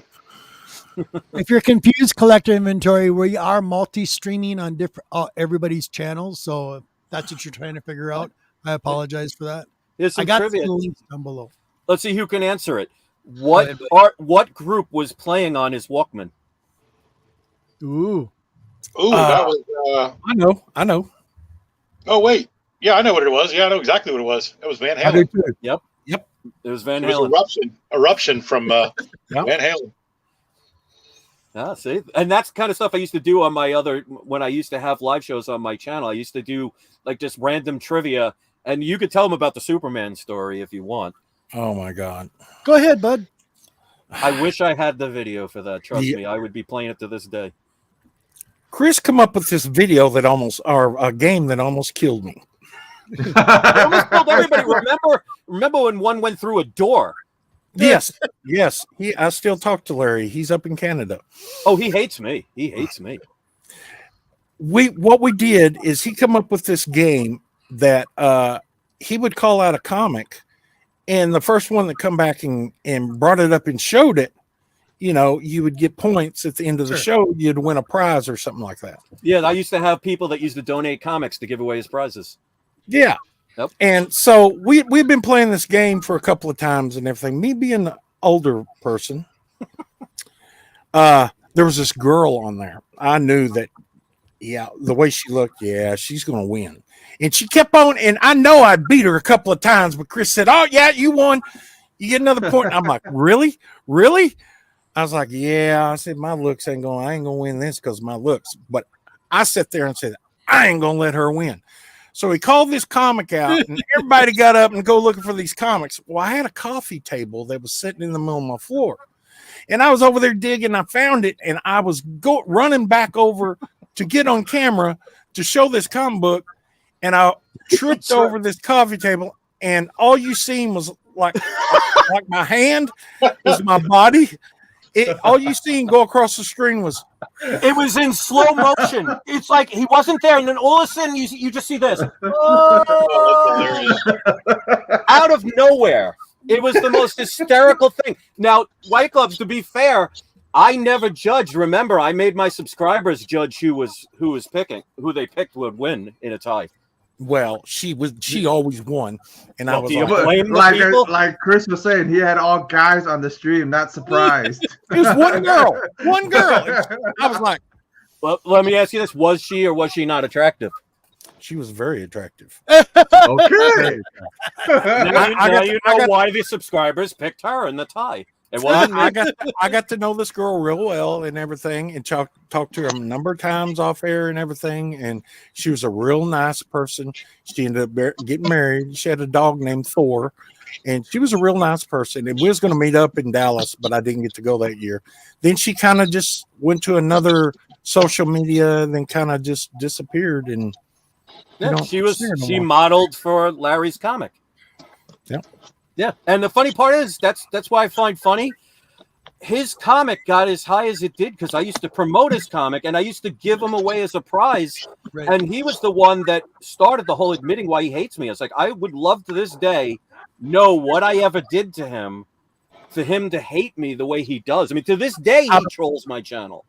I don't think he hates you. I think it's just a clash of no personalities. Yeah. I don't know. You know me. I've always stayed out of all that stuff. I was in Germany, and I was accused of being a racist when I was in Germany. I'm like, how in the heck am I getting accused of being a racist when I ain't even in the country and I didn't even talk to this person? Well, let's put it this way. You are on my live channel more than anybody, right? Yeah. Name one time that I did something that insulted or tried to belittle any guest. Can you think of one? And be honest. I'm not one of those that I don't want you to. If you saw something, I would rather you say it. That goes way back there. I can't think of every episode, but I can't off the top of my head. But I know that when you get in a field of frame of view of someone's attacking you, and then you have to defend yourself and attack back. It takes a long time to get you calmed down. I blame that on my Italian heritage. I'll blame that on my grandfather. It does. It does. I'll be the first to admit that. I'm a Scorpio. I'm Sicilian, Italian, and I'm from New York. I'm surprised I haven't murdered or been murdered by somebody at this point. So I will see, and that's the thing. I will never deny that. If somebody attacks me, I'm like, because I'm old school. Back in the days, if somebody had a problem, you'd fight it out, and then you'd shake hands and go drink a beer afterwards. Yep. So to me, it's like, get it out, get it over with, and move on. Like, if Larry called me today and wanted to be friends and be generally friends, I'd be cool with it 100%. Because I don't hold, in real life, I have no enemies. That's what blew me away about the internet, is that people can actually hate somebody. I never had anybody hate me in real life. Now I'll get on that subject, what you're saying right there, Chris. I got something to say about that. Cool. It's called cancel culture. No. And it's stuff that's in their face. When it's in their face and they still won't admit to what they see, and then they actually play stupid. That bugs the crap out of me. I freaking absolutely hate that. It's right in their face and they still don't see it. And I'm like, really? I guarantee anybody that had a problem with me online, if we met in person, we'd probably be out shooting pool, having a great time. The last time I got into a physical fight, I was 10 years old. Yep. Gen X. There you go. See, I'm also Gen X. There you go. Gen X as well. Yeah, exactly. I don't take kindly. I remember all the times, great memories that happened to, what was that? What he's referring to is we used to have 8 to 12. We'd start the channel back over when YouTube would kick us off. Oh yeah, and we'd start it back over. And I mean, we had streams, long streams. Right. Oh yeah, long remember that. The only reason they were 8 hours is because that was the limit. The limit. Yep. We would have kept going. Yeah. My wife used to hate that, I'll tell you. But yeah, that's what we did every time, and we never really had an idea of what we were going to do. Well, I started by like, okay, this is the premise, and let's just go, if even that. Right. And it would go for hours. I used to remember my live shows would have 1,200 to 2,000 people watching. Yeah. Wow. And it was just, it was it was a lot. And chat just going like crazy. Oh yeah. And that's why I felt bad after a while, because I couldn't respond to everybody's comments. Because it got to the point I would literally spend hours of my day trying to respond. Yeah. And that would be just from the last week's comments. Yeah. So thank God I never got really popular or anything. I don't know how they do it. But yeah, I miss those days. They were a lot of fun. I mean, this is the first live show I've done with other people, probably in 7 or 8 years. Dude. That's why I couldn't, when he told me who was going to be on, I said, okay, we'll see. Because I don't care what people think. I was like, he ain't done a live show like this format in forever. Because I even talked to you a couple of times. The last person that interviewed me, I forget his name, but remember the kid that used to come on my show that was the impersonator of Carl from Walking Dead? I forget his name, but that was the last person that ever interviewed me. No one ever asked. That wasn't the one you turned the channel over to, was it? Yes, he actually, when I shut down, he asked me permission to use my name and then gave it back to me because he got so much hate from people from the name. Wow. He quit making videos. Yeah. And that was like an 18-year-old kid that people were abusing. I think he was less age than that, wasn't he? He's about 17 or 16 when he first started. Yeah. 17? No, actually, when he first started, I think it was maybe 14 or 15. Yeah. I think. Yeah. Wow. But I thought he was for a kid that age, he definitely had his head going in the right direction. He was up on Pops. Yeah. He knew everything there was to know about Pops. But yeah, I totally forgot about that. Yeah. When I shut down my channel in the middle of 2017, I said, I can't deal. When they did that on my live show to me, I was like, these are people I thought were my friends, stabbed me in the back. I was like, I can't do this anymore. I shut down my channel, deleted all my videos. And until you reminded me, I totally forgot about it. He actually emailed me and asked if he could use the name. I didn't charge him for it. I didn't try and sell it. It's like, you want it? Go ahead, it's yours, because I had no intent of ever coming back.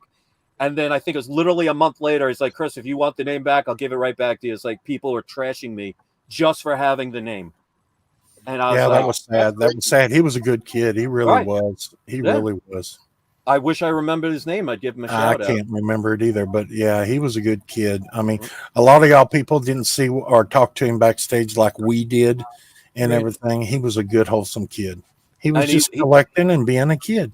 Yeah, he was cosplaying as Carl because he looked almost like a spitting image of Carl when he was in the later stages of The Walking Dead.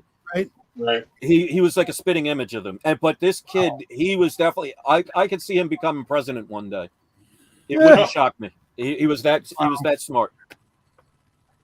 But yeah, those were the days I used to love doing it. But ever since then, the reputation I got is just destroyed. And there was a big YouTube channel, I'm not going to say their name, but made a lie about me that I tried to debunk. That's why every PGX video I do, I start out by saying I do not get paid. There was a big YouTuber that accused me of lying and getting paid, and people believed this person, and it destroyed my channel. But I was like, you know what? I can't change what other people think. I can only go with what I know. So if people want to believe that, even though I had Daniel Patterson, the owner of PGX, come on a live video and said, I do not get paid. I have no contract. I make no commissions. They still chose to believe the other person. Right. Wow. You know, if anybody wants to pay me, you can go ahead and contact me, and I will tell everybody they're paying me. And by golly, we'll get this straight out right to the front. Yeah, they're paying me, and yeah, I'm going to tell you this is what you need to do. but I'm not going to probably get that lucky, so we ain't got to worry about that. And to bring up actually what we talked about before we came on, people say I'm only in love with PGX. I tell the story several times, but I haven't done it in a while. When I contacted PGX, I also contacted CGC and CBCS all at the same time. And I sent them all emails. I don't remember the exact date, but I said, basically, is there a way that I could promote your product? And I don't want to get paid. I don't want to have on the payroll. I don't want anything. Sure. I just want a couple of comics that I can grade for free because I loved doing those videos, but I didn't have $400 or $500 that I could do every week to send in stuff. And I always, I try and stress on my channel, there are always ways to get the things you want. And it doesn't always have to be with money. Exactly. So I came up with an idea. PGX was the only one of the three that had responded. CGC and CBCS never responded to me at all. They didn't say no or, we'll try something else. They never even responded. So it wasn't like I had PGX only in mind. I contacted all three companies, and this is before EGS even existed. And PGX was not only the one that responded, but talked to me on the phone where I have a personal connection with the owner of the company. I think that is what people should want from a company. So it wasn't that I was this PGX lover. They were the only ones that actually responded to me. The others made me feel like, why would we want this person? He's beneath us. That's the attitude I got from them. Right. So that's the story behind why I'm working with PGX. And the reason I got into EGS is Tony contacted me. We talked years ago, and I gave my honest opinion. It's like, listen, when he first started his grading company, I said, listen, you're charging the same price as CGC. You can't do that because if you had a choice between Coke and RC Cola, and they're the same price, people are going to pick Coke because it's something they're familiar with. Yeah. If you stay, I understand why you need to charge that money, but you're not going to get the success. And unfortunately, I even told him about his cases, the ones that used to have the fold-up thing. Yeah. I was the one that told him at least put the stickers on the sides, so this way it makes it harder to open. But he remembered that conversation 5 years later and contacted me and said, I see what you do with PGX. Can you do that with mine? And he said, I can't do 4 comics a month. Can you do 2? I was like, you know what? That's 2 more books getting graded that I wouldn't have done before. So I have no problem with it. And I told him, listen, I got a small channel. It's not like it used to be. He's like, I know. It's like, I'm going to be, if I cannot be allowed to say what I truly mean, I can't do it. He's like, no, that's why I want you. Because you'll actually say things that it's not kissing ass. Right. And then that's why I work with them as well. If CGC came up to me, I could give them right now an idea that would make their cases basically bomb-proof. I have ideas that could fix the problem within 2 seconds. If CGC wanted to contact me right now, I'd give it to them for free of how to do it. And you know what? To prove that I'm not lying, I'll tell you what you should do. Any grading company right now should do to bomb-proof these. What you should do is, you see these little pegs that connect the two together? The first thing, before you do that, the first thing you do, and I'll show you one that's, give me a second.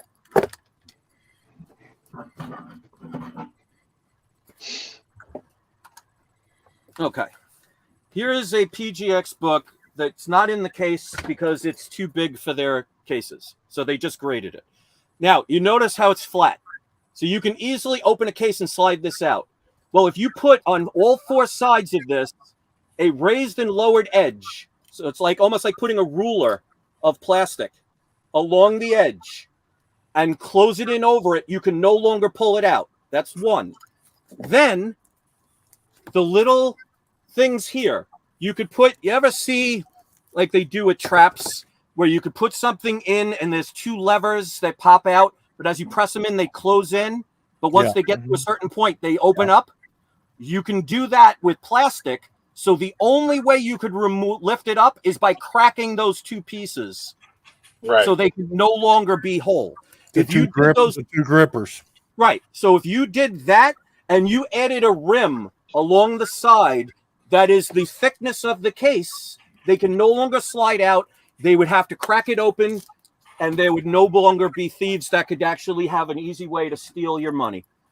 So there you go. I just gave them for free what they can do to fix their company, because I care more about integrity than making money, because I could have sold that idea to some company and made a shit ton of money. And I guarantee you no one else thought of that. Excellent. And let me ask you this, do you think that would make it harder for people to be able to do what they're doing? Yeah, absolutely. I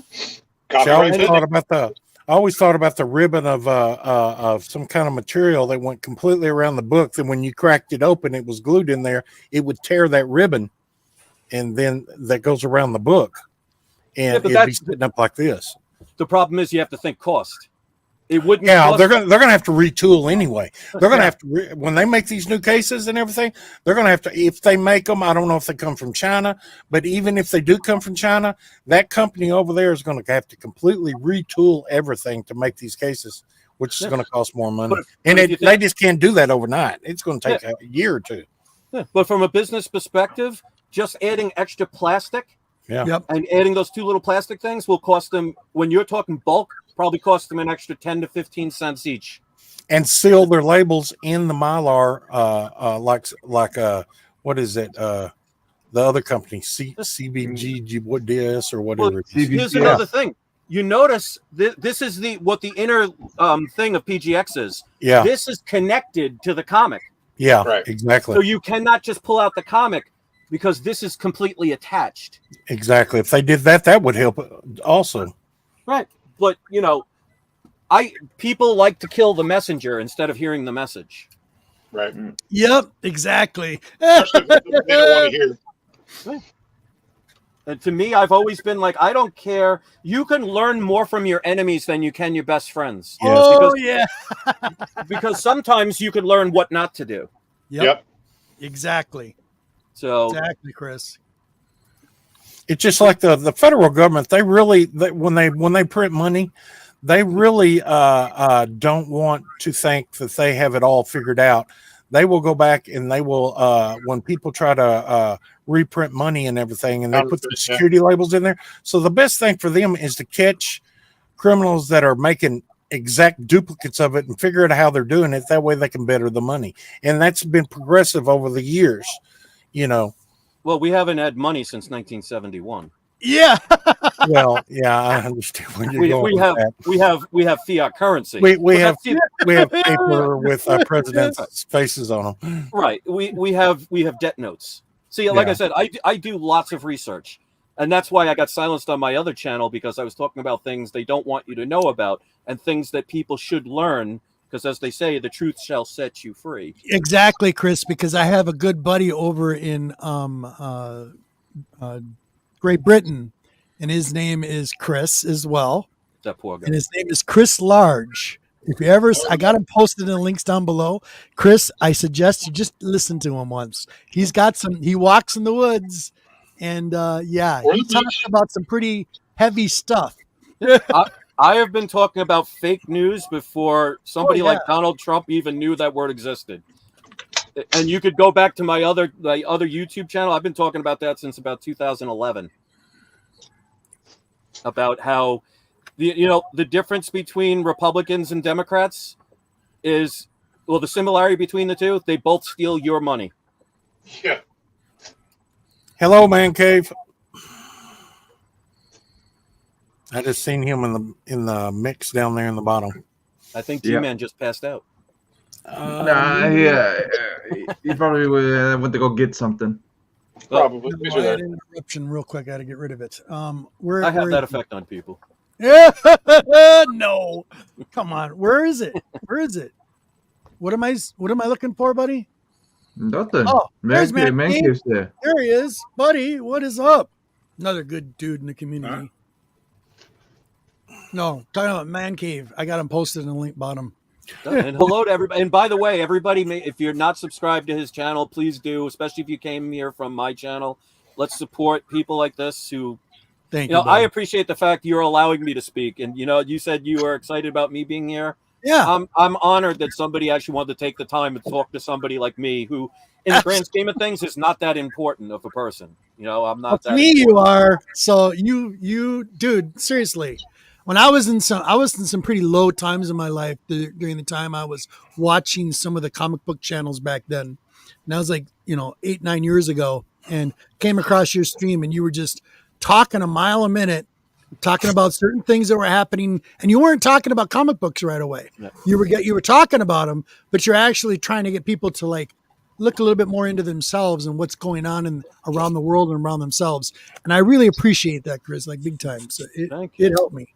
And you inspired me in many ways. Here's an example.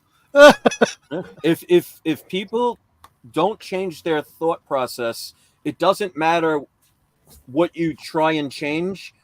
You will always be the problem. Like if I moved from New York to Florida trying to run away from my problems in New York, they would just follow me here. Yeah. So that's why I always try to give advice to life, because if you can change your life, it will change the way you look at things like collecting comics. I always try and get people to think in a different way, think outside of the box. Like for example, when I was doing the CGC unboxings, it would cost $400 or $500 to get 25 books graded, and that was back in 2016. Yep. I didn't have that money to do all the time, but I love doing those videos. So I was like, how could I come up with a way where I can be able to grade comics all the time? And I didn't sit there and say, oh, I can't because I don't have money. I said, what way can I do it? And that's when I contacted PGX, CGC, and CBCS and said, can I do this? And I get 4 books a month from PGX for free. I have to pay for shipping. And I get 2 from EGS. So I got 6 books a month that I can get graded for free, which includes pressings, dry cleaning, signature verifications, and any other little whistles and bells that they add to it, without having to spend other than the cost to ship it there and the cost to ship it back. And even, I don't know if you guys remember, I made a deal with a comic book channel, I think maybe 2 years ago. I forget the name of it. It was some comic book place that I don't remember if he contacted me or I contacted him. But it was just a local comic book store. And I wanted a way to get more comics, because that was right when I was having financial situations. And I said, if I promote some of your books that you get out, the new books, could I get like a variant for free? Yeah. I don't want money, so it doesn't cost you anything. You send me a book. And for about 2 years, I was getting all of these books for free by doing nothing more than just promoting what I love. Sure. So I tried to teach people there are ways to get the things that you love, but you got to change the way you think about things. And that's why I always quote with Star Wars, with Yoda, you got to unlearn what you've learned. Yes, exactly. Yeah. So if you only think about the finances and you don't change your mindset, somebody's going to quickly tell you, oh, that's crazy, or no one's ever done that before. I used to be, if somebody said no one's ever done it before, I said, well, I guess I'll be the first. I think that's why people... Exactly. And I try to get people to think money should not be the sole reason for what you get or what you make. It should be an added bonus. Like when I sell a comic, I'm selling it because I need to pay a bill. I need to help my wife. I need to help our situation, or I needed to buy a house when we moved to Florida from New York. I wanted to make sure that people didn't overspend on stuff. That's why, like, when I do my auctions and people can see it, I'm the only channel that when I'm doing a live auction, I make people verify on eBay the prices of the books that I am selling, so they are not set in that emotional roller coaster of bidding to overpay for something because they were emotionally involved. I do that. I do that quite often. I overpay on certain things, but yeah. What's that? On Chris's channel, there's a lot of people that will look up on eBay during his auctions, and they will chime in the chat what they're going for on eBay. I've watched that, and I've seen that. Very few people on other auctions. In fact, I don't think I've seen anything on other auctions. I have do that. Have you? Yeah, and it's funny because one of the guys I know who's done that, who's actually chimed in on people's channels and said, that book's not worth that. You could get that way cheaper here, here, and here. The comic sellers have actually either blocked him or not allowed him to come on because they're literally gouging people. Right. And people are getting caught up in the emotional, thing of like, oh, I want this so bad and blah, blah, blah, blah, blah. that they're literally overpaying sometimes 2, 3, 4, 5 times more than what the book's actually worth. Right. Yeah. And you want to get a real enemy real quick, overcharge them, and they know that you did it on purpose and you didn't care. I used to have bidding wars on some of my auctions where I stopped it when it got to the level that would have gone past. And I could have just kept my mouth shut and watched the price go higher and higher. But I could make money, but not have to screw people over to make that extra $20 or $100. And that's why I tell people, that's why I love collecting low-grade comics, because I could still make money on them, but more people gets the opportunity to acquire a lower-grade comic than a higher-grade comic. And if I don't make $100 more, but I still made $100 profit, I made money. Yeah, so I'm happy. They're happy because they didn't overspend. And it's a mutual benefit. It's not the how much money can I squeeze out of the people who trust in every word I say on my videos, so I could profit off of their trust. I can't do that. To his defense, I have seen that many a times. People will go on eBay and say, "Well, this book's worth $100, and he's selling it for $80, and this is a good buy." And he will not block those out of his chat, and that happens all the time in his auctions, because I've sat there. I kind of lurk every once in a while, and I don't want to chime in on. You should. Nice to see you. It's been a minute. Oh, I got plenty of stalkers. But I lurk on there. I don't want to chime in if I'm not bidding on something or anything, because it kind of gets in the way. Oh, but say hello if you do, even if you're not. I do, but you're busy with the auction and everything. So Roman is usually pretty. I'll tell you guys, Roman is pretty good about that. There's times he talks about certain books, even books that even are going up for sale, like on My Comic Shop. Roman will actually talk about it and tell the community. Oh, yeah, he will. You can get these books right here. And he's selling those books, it's like. I've seen a couple of Roman's auctions that he's been on, and I'll say straight out, he's been straightforward with people. I've seen him do bundles of comics for a price that I'm like, he's almost giving them away. Yeah, no kidding. Point. And that takes a lot, because not only would I allow people to comment the prices on eBay on my chat, I wouldn't ignore them. I would read them out loud so people heard them. So not only did I just not block them from saying it, I would read it out loud. And if I was selling a comic for 80 and somebody said, well, on eBay, somebody sold one for 75, I now lower the price to 75. Right. I don't say. The other thing you got to understand too is it's something's only worth what you're willing to pay for. You know what I mean? Exactly. So to somebody who's looking for that one specific book to knock out a run or to do this or something like that, they may pay 3, 4, 5 times if that's what they want to do, and that does happen. And I've been guilty of paying more than. Me too. Me too.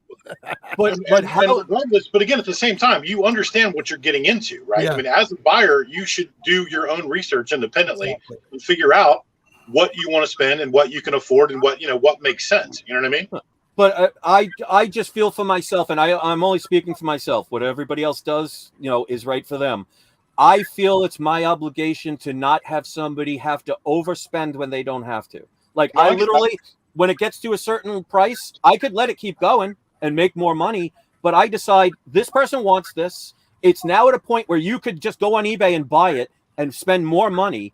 So I'm going to end it here and allow you to buy the thing that you really want and not have to go that extra $200 to get into it and get it. I will stop the auction at that point.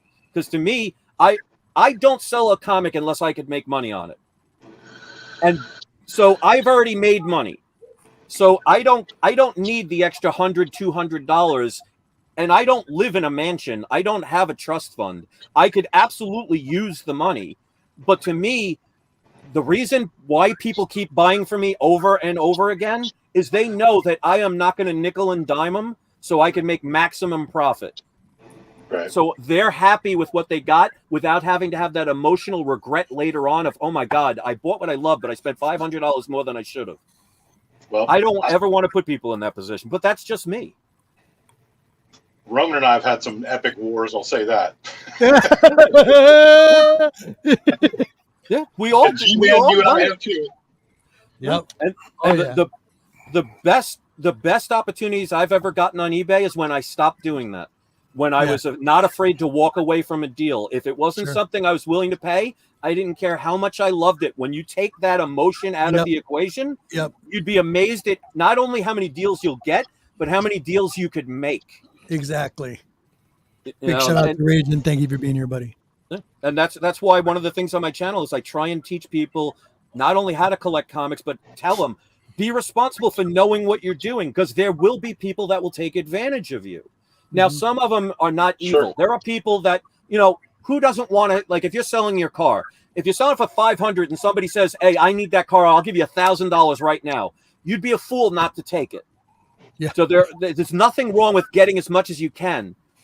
But there comes a certain point where is greed the top priority, or is it you want to make everybody happy so you get repeat business? It's like they say, you can sell ice cubes to an Eskimo. Yep. And some of the community members out there that do auctions, and I've been on, I go on a lot of these community auctions because it's the way I can get books and also a lot of comic book stores. I don't have comic book stores close to me. I live in a very small town. I'm out in a rural area. No comic book stores. The closest one is 87 miles. So it kind of sucks for me. Yeah. 87 miles. And I don't go there anymore because the last time I was in that store, I spent a lot of money in that store every couple of months. I came out with a short box. So I bought a short box full of comics. And it was, I think it was like $150 for filling all you wanted in a short box. And you'd go through these bins, right? And they had like bins going on forever. Went through all of them. Put them in there. As soon as I brought it up to the counter, my wife is in there with me. She's buying a bunch of pops. She must have had $150 in pops. Go up to the counter. He's starting to go through my box. I go, what are you doing? He goes, oh, this one? No. Oh, no. I go, what? He started scanning them, looking them up. I go, those were in your short box back there. So he had you do the work. Because he had you do the work for him. Yeah, you know what I did, Chris? I said, honey, put your stuff down. She's like, what? I go, we will find them again. I promise. Yep. I looked at him and I go, this is the last time I'm going to do business here. That's ridiculous. I left everything on the counter and walked out. Pennywise, dollar foolish. You can ask anybody that came to my flea market. Mm-hmm. When I had a price listed, that wasn't you have to pay that price or go walk away. There were people that would combine books and take $200-$300. They'd ask $200 or $300 off, and I would say yes every time, right? Because it just meant I made less profit. But you know what? In that flea market area, I made more money than all of the other places around me combined because I was willing to make deals. Because if you screw a customer, like you just said, you never go back. No, and I won't. So what good was that little nickel and diming of those comics to lose a customer who will not only never come back, but never recommend you to get other people to go there? And you want to know what that is with me? And I'm Italian as well. You know what that is with me? I was a chef for 25 years. I do not believe in, thank you very much, Perry. I don't believe in, I know a lot of people like to play practical jokes, but one of my biggest things is not playing practical jokes with people's drinks or food. Yep. It's a big deal with me, and I like cleanliness and stuff like that. And when I go to a restaurant and I take the wife out, it's like, I expect good service. I'm not an asshole, but I expect good service. If there's a hair, I found hair in fried rice one time. I almost wanted to vomit in my mouth. Okay. And I said, baby, we're done here. We're never coming back. And somebody said, oh, you're just too picky. I go, no, it's a cleanliness thing with me. It's like, you should not have to do that. Don't pay for something that is not right. That's not right. Your money talks. You have to have standards. If you don't have standards, you will fall for everything. And people will I just like, no way. So from Monty and all my buddies out there told me, you don't have to deal with that. Just walk out. And that's exactly what I've done. Yeah. So Chris, I got a question. Did you throw in the fleas for free? Oh, that was from all my cats I have. So yeah. Well, no, I'm at the flea market. No, you didn't say that. You said fleas. So I'll be more. Flea market. Flea market. I had on my, and I'm sure he can attest to this. I had a contest of mystery bags. One of the prizes in there was a Ultimate Fallout 4 first print. Wow. And it was like $7 for one bag. And you could win a book that's now worth what, $1,000 in a 9.8? Sure. Chris, we had a question from Collector Inventory. He says, another question for Chris. Do you only purchase books on just eBay, or do you go to other platforms to purchase books like, Yep, just eBay. There we go. I've always, because their buyer protection plan. Yep. That's when you're not taking advantage of it, they will help you. I've had people try and scam me multiple times, always gotten my money back. And I was never one of those people that would say I didn't get a comic and try and screw somebody. There are people, there's always somebody. Oh, yeah. But I find their protection, and PayPal as well, their protection made it to where I think this is the only place I should feel comfortable with buying from. Yep. So yeah, I don't buy anywhere else. And like you, I don't think there are any comic book stores around here that are even worth going to. Yeah. a lot of them closed down because of the I use a lot of different platforms myself. I go through a lot of different platforms because of where I live, and I know I pay a little extra for it, but it's like, hey, and it's like, if the person takes good care of me on the shipping part, I'm willing to pay extra shipping because I want the books to come to me in better condition. And it's like, as a shout out really quick, I got real quick, because he was in the chat a little bit ago. Big shout out to Jay, JM313 on Whatnot. Thank you very much, buddy. I got the books. I'm going to show them in a little while. So big shout out to you. And anyway, so it's kind of like, a lot of different platforms, and I'll find good deals. You just got to be patient, It's got to be patient. And there's what's that word called? Yeah, I get that FOMO once in a while. It drives me nuts. On a favorite character, I see it, I'm like, oh my God. You'll never miss out if you're patient. Yeah. And if you do, you weren't meant to have it anyway. So why drive yourself crazy if you weren't going to get it? Mm-hmm. And the biggest buyer remorse is people that overspend on something. You get caught in that high. Yep. And then once reality comes back and you realize you just paid $500 more than something's worth, now what do? What if that price goes down even further? Yeah, exactly.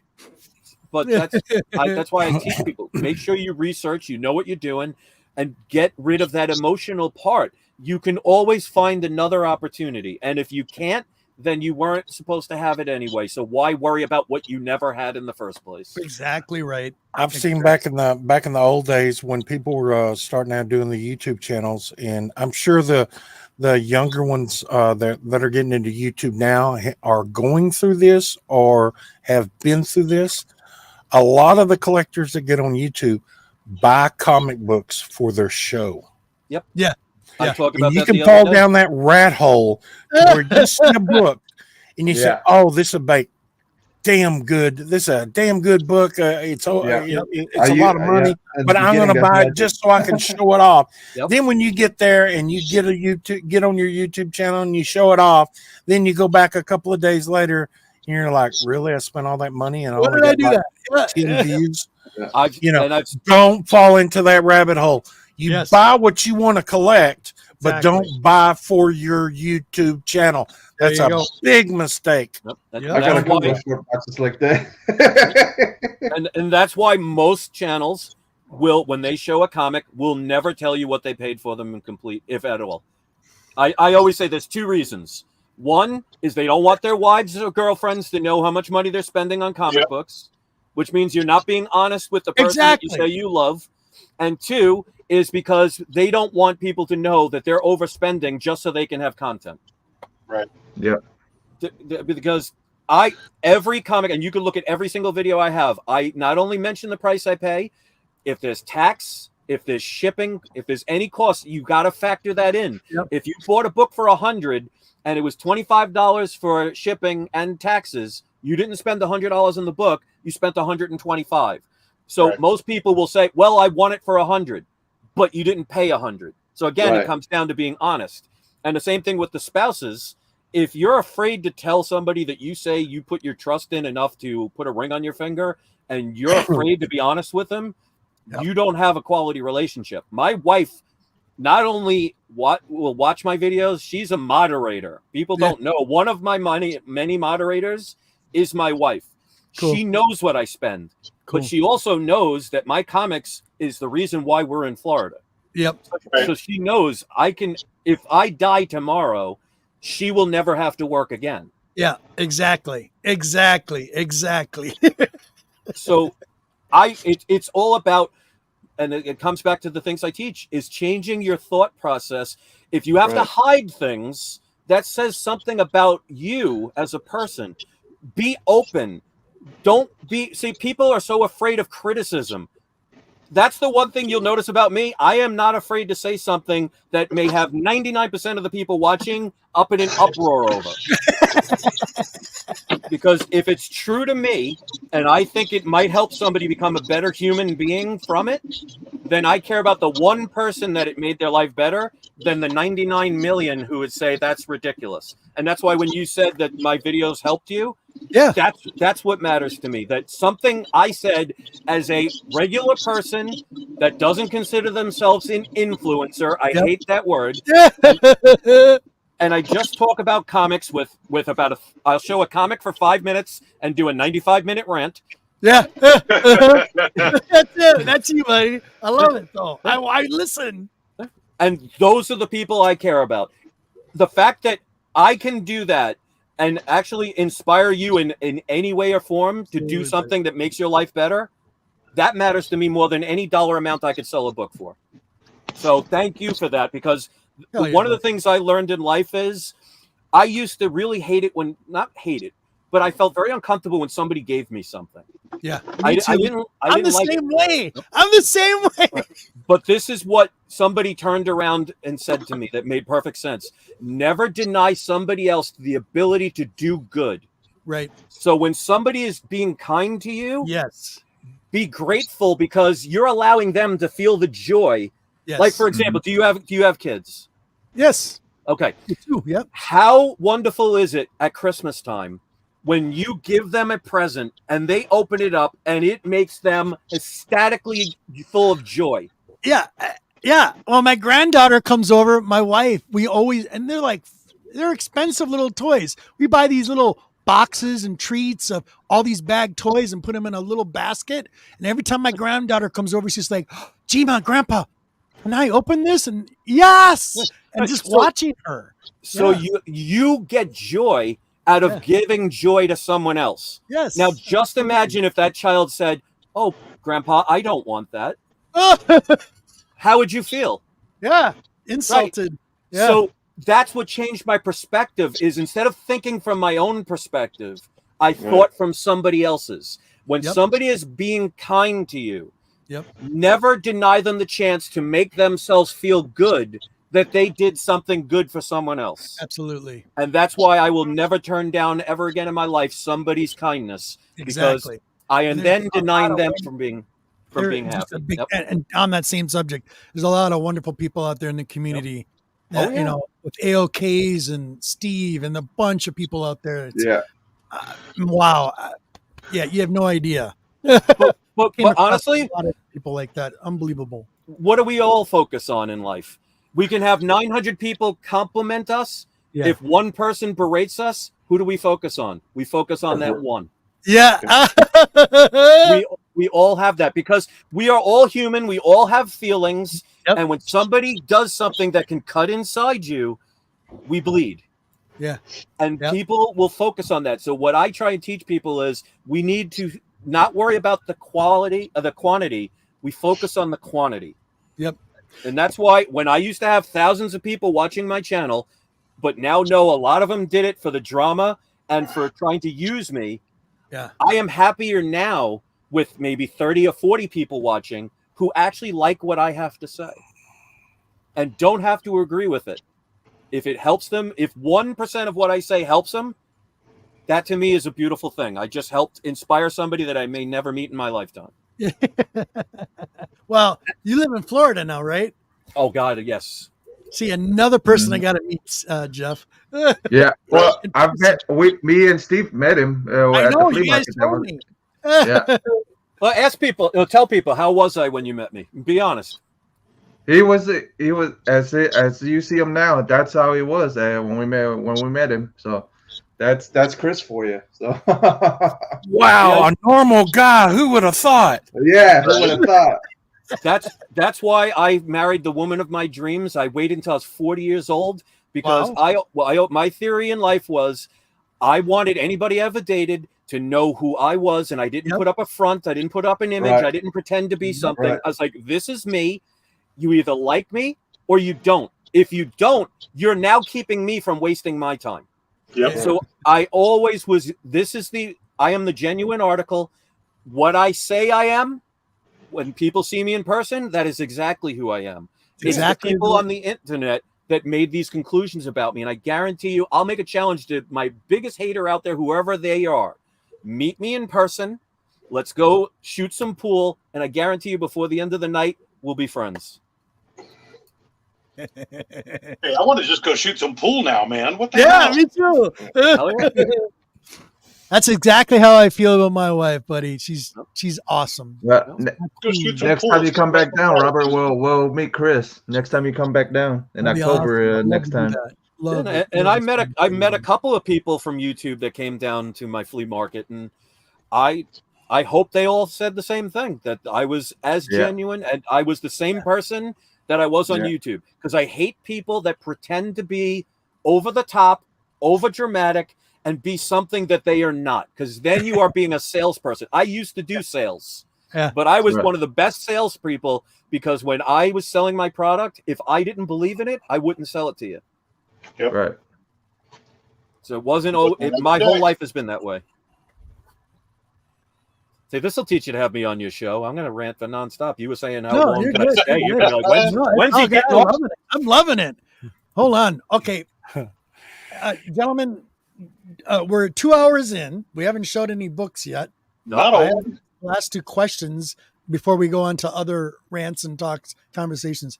Let me get these two questions out, and we'll go from there. He answered one. He answered one already. One question per hour. Okay, here we go, Chris. So my two special questions I ask every guest that comes on the show for the very first time are these. I'm going to post them up there for you. Do you have any inspirational thoughts or ideas for the community as a whole? You kind of nailed it with that. So boom. Well, okay. And what I would say to the community is be a real community, which means you stand by people, whether you agree with them or not. You stay true to not only yourself, but those who put their trust in you. So it should not be solely about the money. If you are willing to hurt others for your own financial gain, that is not a community. So if you want a true community other than the word of people saying it, then we all have to work together and accept each other's differences and know that it is special to be different, either looking or thought-wise, investment-wise, or anything. And if you can accept somebody as a human being instead of these little segments of the division we see in the world, maybe we would have a real community. Look at that. Nailed that. I mean, that was excellent.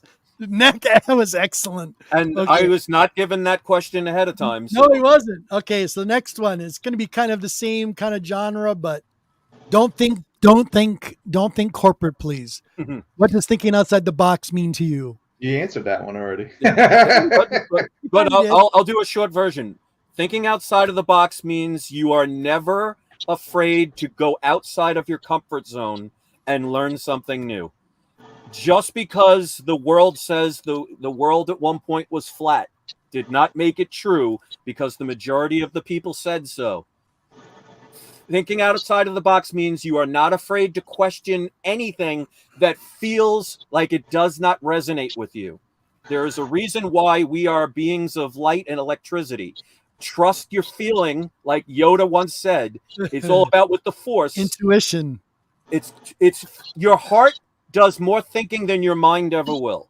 When you stop listening here and you start trusting the feeling here, you will know what is right and what is wrong, even if it means going against what everybody else does. Because if you look throughout history, the masses don't change the world. It is one person that does something out of the ordinary that changes the world to bring it to a better place. So if you want to be outside of the box, it means you'll be alone. You'll have many people hate you. You'll have many people disagree with you, but that doesn't mean you're wrong. Believe in yourself, trust your ideas, and have empathy, love, and honor, and you will always be right. Oh my God, that was fantastic. And I just make comics. I just make comic book videos. So true. Love it, Chris. See, from the heart, you got it. You get it. Okay, boom. That's where it should come from. Absolutely. Get rid of here. This is the devil here. You know what? That's the devil right there. Because there's times when you start thinking too much about, oh, I should have did this, should have done that, should have did this, and you're like, why is this person saying this? And you start going through all these emotional, the feeling part in your brain. You have to stop and sit back and just take a break. Whether somebody believes in religion or not is irrelevant. If you think of even the story of the devil, do you think the devil is going to try and trick you by telling you what you don't want to hear and being rude and nasty? Or do you think he's going to pretend to be your best friend? Yeah. Yeah. Be very careful where you get your information from and never be afraid to question it, because at the very least, they could be mistaken. Right. So, exactly. Cool. Okay. There. That stress is off the chest. That'll teach I gotta you get going. It wasn't stressful at all because you got it. You nailed it. You were nailing it anyway from the very beginning. So I love it. Awesome guts, you guys. What were we going to say, Jeff? I said I got to go. I got to work tonight. Do you have any books you want to show? Anything not really. On the comic book channel, how dare you not show a book? Anything you want to say to Chris before we leave? This. Go bring it up closer. Can't see it. Yeah, this book. Oh, how is it? Ultimate Spider. I actually read it. I actually enjoyed it. The art is nice. Story? Yeah, it's actually good. It's actually good. Story's actually good. Where so it's actually so they're going crazy over those books, overpriced them. Yes, they are. Yeah. I got them off the stand because of Tim. So very cool. Big shout out to Tim. He said he liked this. He's got a shop down there called We Love Comics. Yeah. Make sure you go check him out too. Awesome dude. He's also got a YouTube channel. It's in Tampa, Chris. It's in Tampa. Yeah. So if you want to come down and check him out, I think you guys get along real well, though. Yeah, you would. Tim has got a shop down there called We Love Comics. So does he? Yeah. Yeah. How funny is that? Yeah, good dude. You'd like him. Good dude. All right next to the stadium, Raymond James Stadium. So. Yeah, I'm not really familiar with that area, but hey, that's what GPSs were created for. Yep. Yeah. Jeff, anything you got coming up or anything you're doing? Next week, I'll try to be on, but I'm gonna be at MegaCon with all the guys. So absolutely, I'll see if any of you guys are gonna be down there. A lot of videos. Of course, if any of you guys are gonna be there, we'll be there all 4 days. So come, say hi, come say what's up. We'll be there. Try to get some video while you're there, buddy. Try to snap in some video, kind of like our news responder on the field. I got you. And Jeff, the check will be in the mail for saying those nice things about seeing me at the. I got you. See you guys later. See you, buddy. Gotta get ready for it. See ya. Thank you. Bye, Jeff. Peace. Bye. Buddy. See ya. See ya, bud. The old checks from the mail trick, huh? All right. Yeah.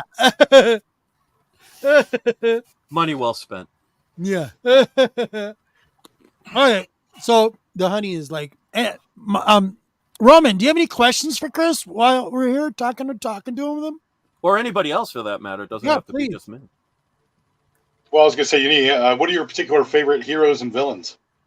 In no particular order. Villain-wise, I would have to say Venom is one of my big-time villains. But I would have to say one of the reasons Electro was another one of the major villains that I used to love. I just loved the electric star thing on his head. I thought it was the most ridiculous thing, but it was definitely cool. But to me, it was as heroes, there's none better than Amazing Spider-Man because of with great power comes great responsibility. Mm-hmm. I think that taught people, like Superman is just the person from another planet who just happened to get powers from a sun that he wasn't born under. So he was given powers based on a sun. Spider-Man didn't want his powers. He didn't know how to use them.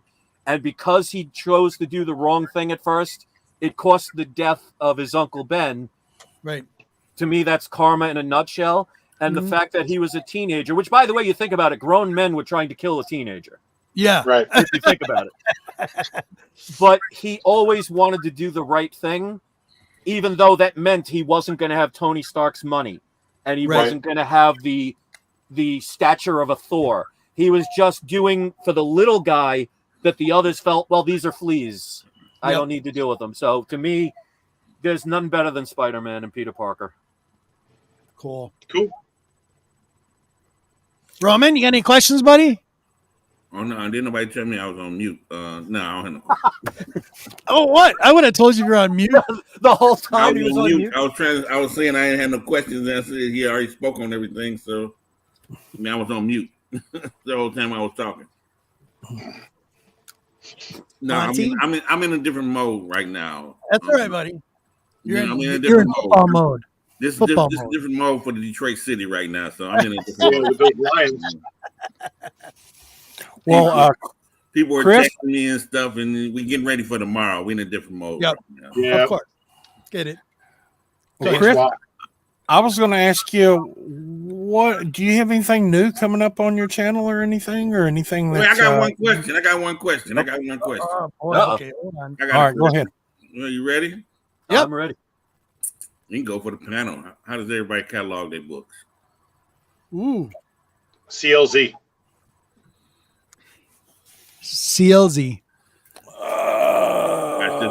Watch this. Oh, he got a pencil and paper. He about to pull out. Pencil and paper. You just open a can of worms. He's about to pull out like 6 ledgers. Yeah, look at it. This is cool though. I like the way Monty does this too.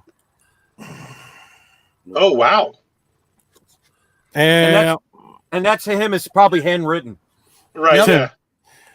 Yeah, I put a slash if I got 1, an X if I got 2, a X with a circle if I got 3.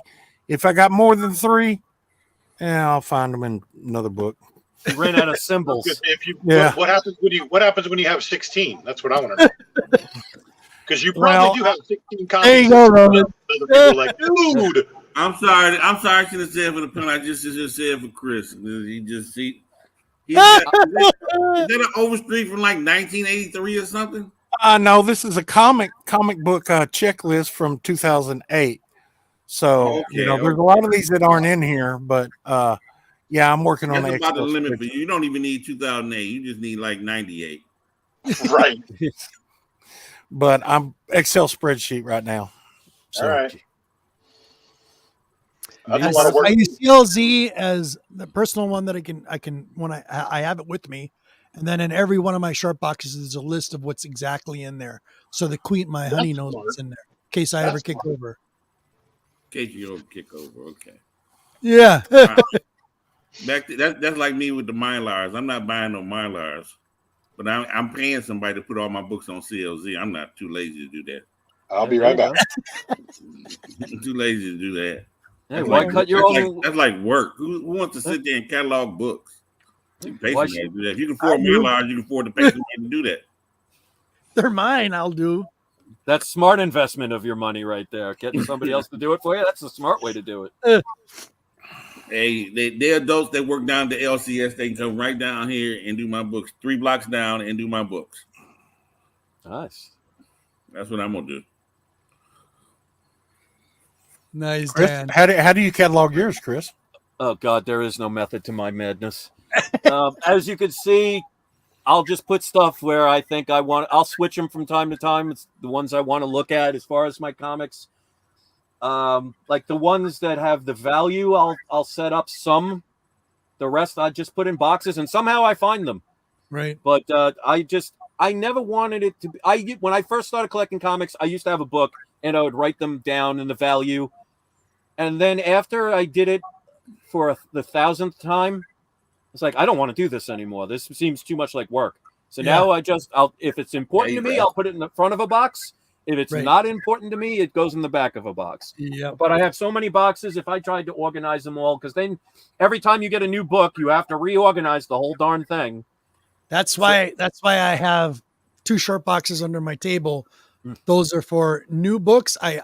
Those are not cataloged, and it means if I see them sitting there, it means I've got to go through them, and I have to. If I haven't read them, I put them in the reading pile.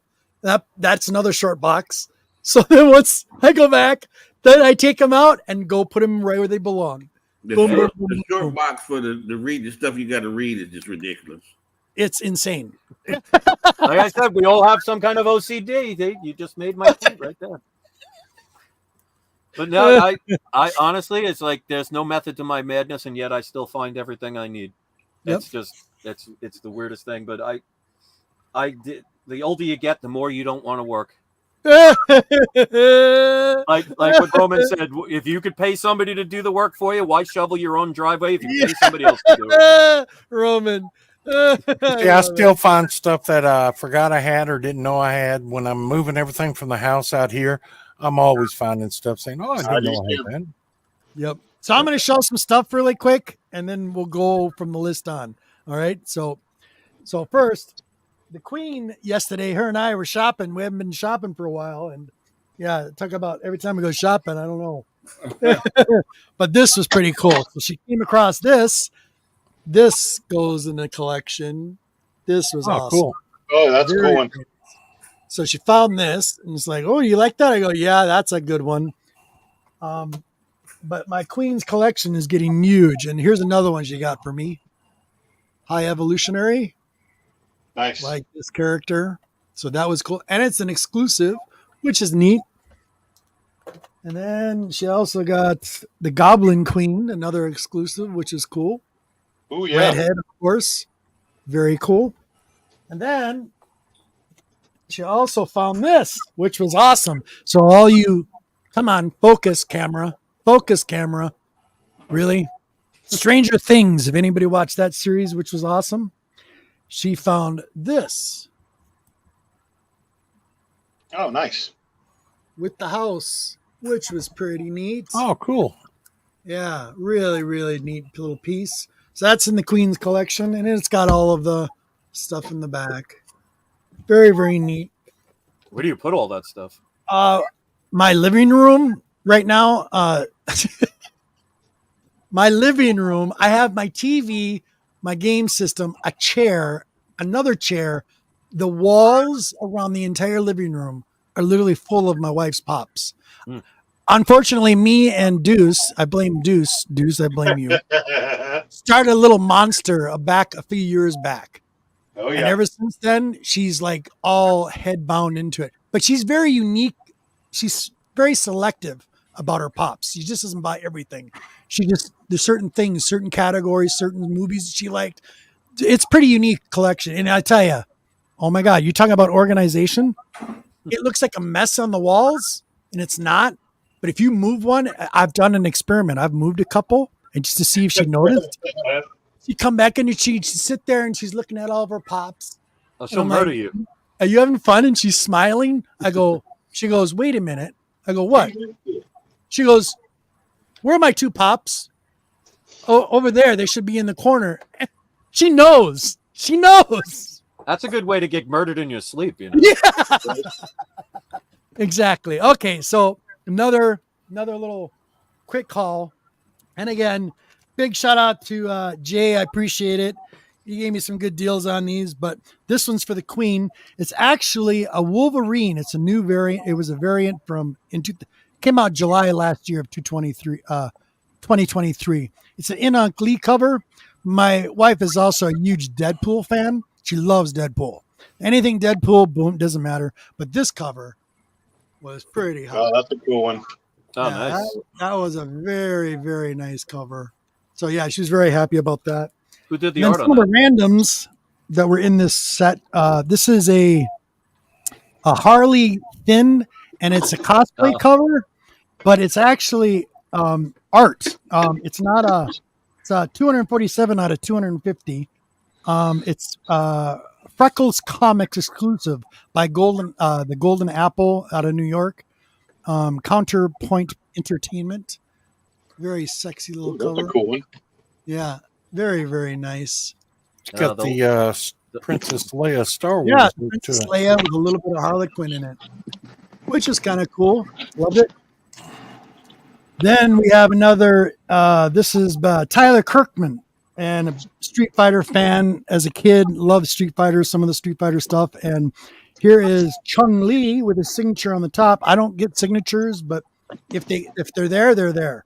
It's written on here. It's got these don't mean anything to me, but it's Tyler Kirkman, and look at that.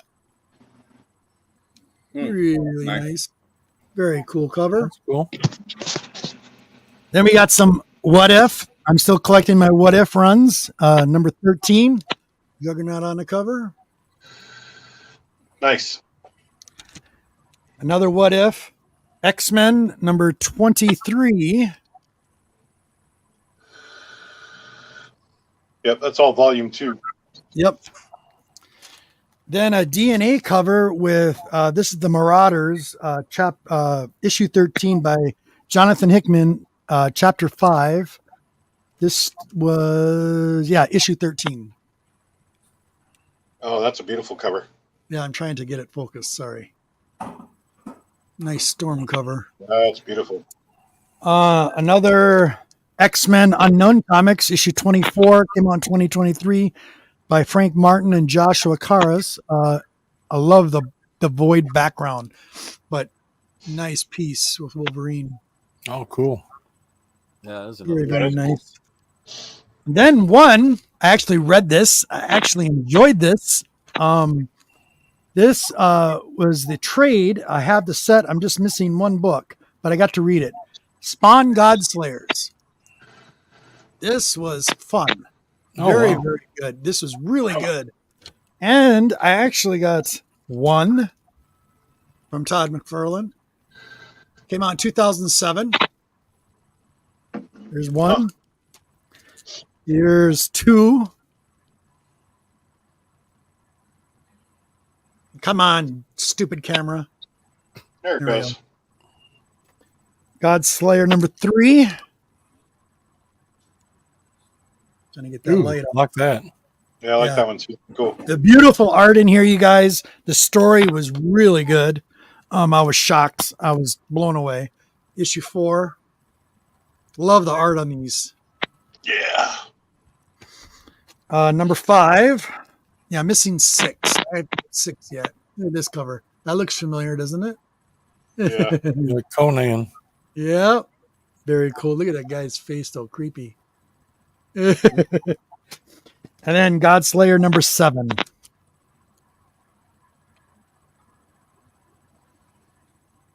He looks like that guy in the Ghostbusters movie. Doesn't he? Yeah, I was just going to say. The guy in the painting. Yeah. Yep. Yeah, it does, doesn't it? Anyway, yeah, that's my haul. So a big shout out to you, Jay. Thank you very much. That was my haul pretty much from last week and the week before, I think. So I just put them all in Mylars. So how many people you have watching the video right now? Right now, it says 16. Oh, there you go. Shows 16, but we were at a constant 20, 23 for a while there. I saw 22, 23 there for a while. Yep. Nice.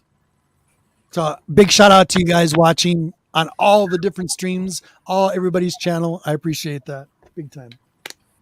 You guys got any books you want to show? Anything else you want to talk about, Chris? Yeah. G-Man, I'm going to probably make you mad, but I definitely have books you want to see. Oh, God. No. Then you have to do it then if it makes you mad. Probably not going to be happy with me at all once he sees the last book. Oh, no. I know it's something I know it's going to be something. You can get two people made at the same time. Show them take them out of the sleeves without gloves on. Right? Well, with some of this stuff, I mean, I'm going to start with some of my own little pet stuff that I love. Little Howard the Duck number 12. There we go. He went quackers. I want to keep my comic book fans happy. Got to show some books. Howard the Duck number 13, first appearance of Kiss in comic books. Okay. That was Here first we got a little appearance. Kiss. Are you serious? I think so, yeah, pretty sure. In Howard the Duck? I did not know that. Yep. Interesting. Sure that's it. Here's some 30 Days a Night Bill Sienkiewicz cover, signed by Stephen Niles. Very nice, Betty. Not signed. This is the 30 Days a Night #2, Beyond Barrow, signed by Stephen Niles. Nice. And the last one in this series, Beyond Barrow #3, signed by Stephen Niles. Beautiful, buddy. Nice. This just came out last week, but you know me and John Constantine, I had to get this book. Nice. This book I just happened to get because it came out, and I had to get it because this is featuring Geiger. Yes. And the red coat, and it's also got Junkyard Joe in it. This just came out really quick. Isn't that exciting? That's awesome because we were big fans of Geiger and even Junkyard Joe, and now all of a sudden it's becoming popular. Now, what's funny is this is going to divide out to like 4 or 5 other titles. Yeah. This is just a one shot right now, but the other ones are coming out. They have revamped this series, believe it or not. This is actually coming out. These are new comics. Okay, now I hate you. Yeah, you're not done hating me. That's just one copy. Did you get #1 because I don't have the issue #1 out of that set? No, these are both #5s. Damn. That's a cool cover. This is a funky one shot I found. The Colonized. It's zombies versus aliens. Show the top. What? Who made that? This is from who made this? I can't see it. Sorry, I got bad lighting. What company made it? What company put it out? I'm trying to find it. It's actually, I'll have to get back to you on that. It's in really small print. That's all right. Keep going. This is where you're about to get mad. You ready? Fix your camera. There you go. All right. Fall of Cthulhu #0. I have that, by the way. Signed. These are all signed by Michael Allen. But you haven't signed. No, okay. Now that sucks. And here's #1 signed. Very nice, buddy. Fall of Cthulhu. #2 signed. Wow. #3 signed. Where'd you find these? At a con. Are you serious, dude? I got the whole lot signed. #4 signed. Oh, I like that cover. Nice. #5 signed. Look at that. #6. Big shout out to my H.P. Lovecraft. Love it. Also signed.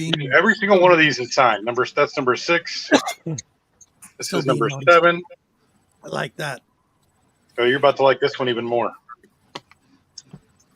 Oh, nice. I don't have that one. Do not have that one. That one's cool. That's #8. This is #9. Wow. Love the covers.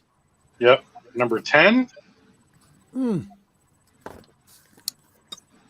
They all signed? Every single one of them. #11. Damn. What company? Was that Boom? These are all Boom, yeah. Yeah. That's what I thought. #12. Also signed. Oh, nice. 13. Wow. All 14 of them signed. You're kidding me. Nope. Every single one of them. Damn. That's cool, dude. Did he give you a good price on the signage? What's funny is I got these as a lot from somebody who they were already signed. Oh, okay. So I got the entire straw. Oh my goodness, that's cool, dude. 15-book lot, and all the signatures are identical. I mean, close. They're all really close, but it's all signed by Michael Allen Nelson. Michael Allen Nelson. Okay. Yep. Every single one of them, and like I said, I got them all in a bundle. And it was a steal of a deal. I was like, okay, sold, done. Yeah. You gonna get those graded or leave them raw? I'm probably just gonna leave them raw, honestly. Yeah. I mean, it's funny because I don't generally send stuff off to get graded. It's pretty unusual. Most of the graded stuff I have, every single graded book I have, has either been gifted to me or traded for, or I bought it. Well, at least you don't have to wait 6 to 9 months for a book that way. Yeah, and that's my thing too. Is I'm afraid if I send it off, I'm going to forget what the hell I even sent off, and I'm going to be like, oh God, what you know? And then it'll show up on my doorstep one day, and I'm like, wait, what did I send again? It's like getting Alzheimer's. Well, I mean, it's not even so much that with me as I have so much stuff. I just have so much stuff. Do you really, Gray Man? I would love to go to that. Well, that'd be awesome. Take pictures of that. I would love to see that. Oh, nice. I'm a huge Lovecraft fan, so that would be awesome. That would be awesome. Monty, Roman, you got books you want to show? Chris, do you have books or anything you want to talk about in general on the books? I could do a quick unboxing. Sure, you can do that if you like. If the people that watch my channel know that I have literally hundreds of boxes of things that I've gotten for years that I never unboxed. Sure. And this came to me. It was mailed July 16th of 2020.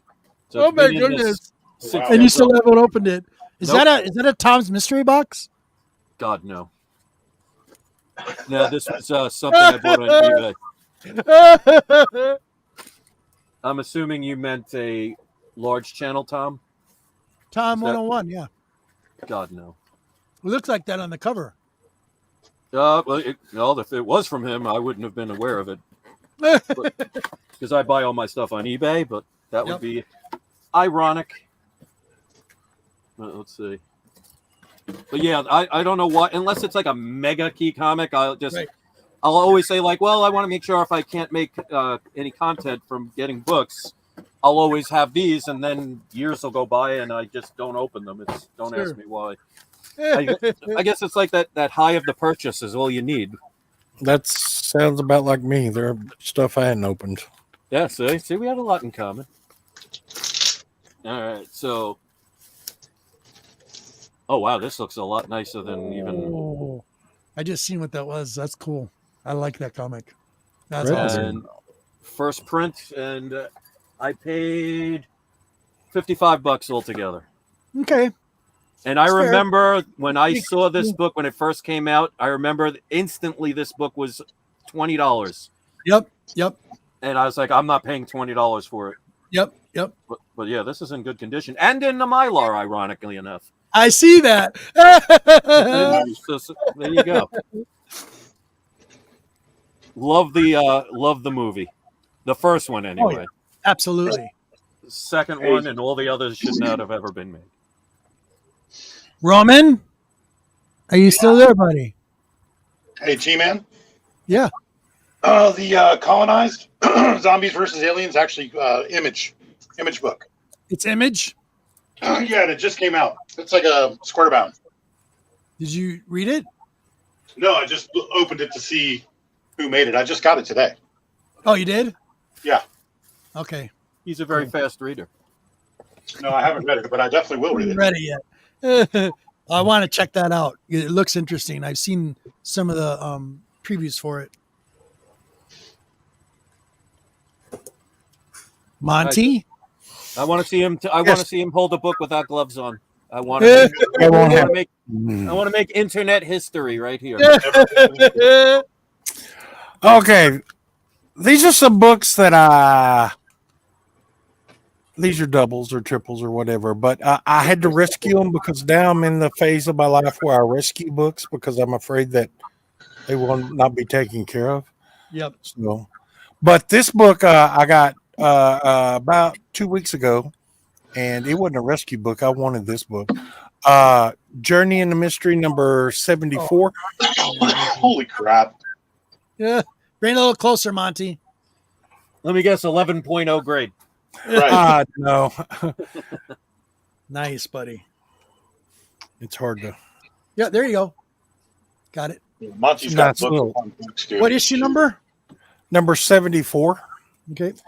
And these are some books that I found that these are the ones I rescued because I couldn't leave them there because I was afraid this bookstore would mistreat them. So, Journey in the Mystery number 92. Were they abusing the poor comics? Yeah, they were keeping them in the back in the dark, and I just felt real bad. You know. Were they chained to a wall?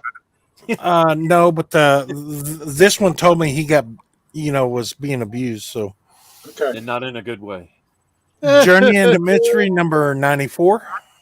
Oh. Was he fed nothing? Was that one fed nothing but peanut butter with a peanut allergy? Just curious. Don't know, but could have been. Journey into Mystery 105. Man. Nice, buddy. Jeez. I'm gonna get away from the. Gorgeous books, man. Do you have like a time machine? Journey into Mystery 107. No kidding. H.G. Wells got nothing on Monty, bro. Those colors pop on those books. I know.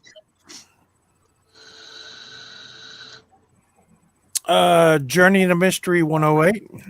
I think that's the one that was threatened by sunlight, so you had to rescue it, right? Yeah, it was. It was kept in the dark, and it was verbally abused. Don't feed it after midnight. Yeah, that's right. That's what happens to Pops. Yeah, they do multiply like that. You're not kidding. And this book, every time I find it, if it's in a well enough shape, and well, who am I kidding? Every time I find it, I buy it. Tell me I buy it. Buddy.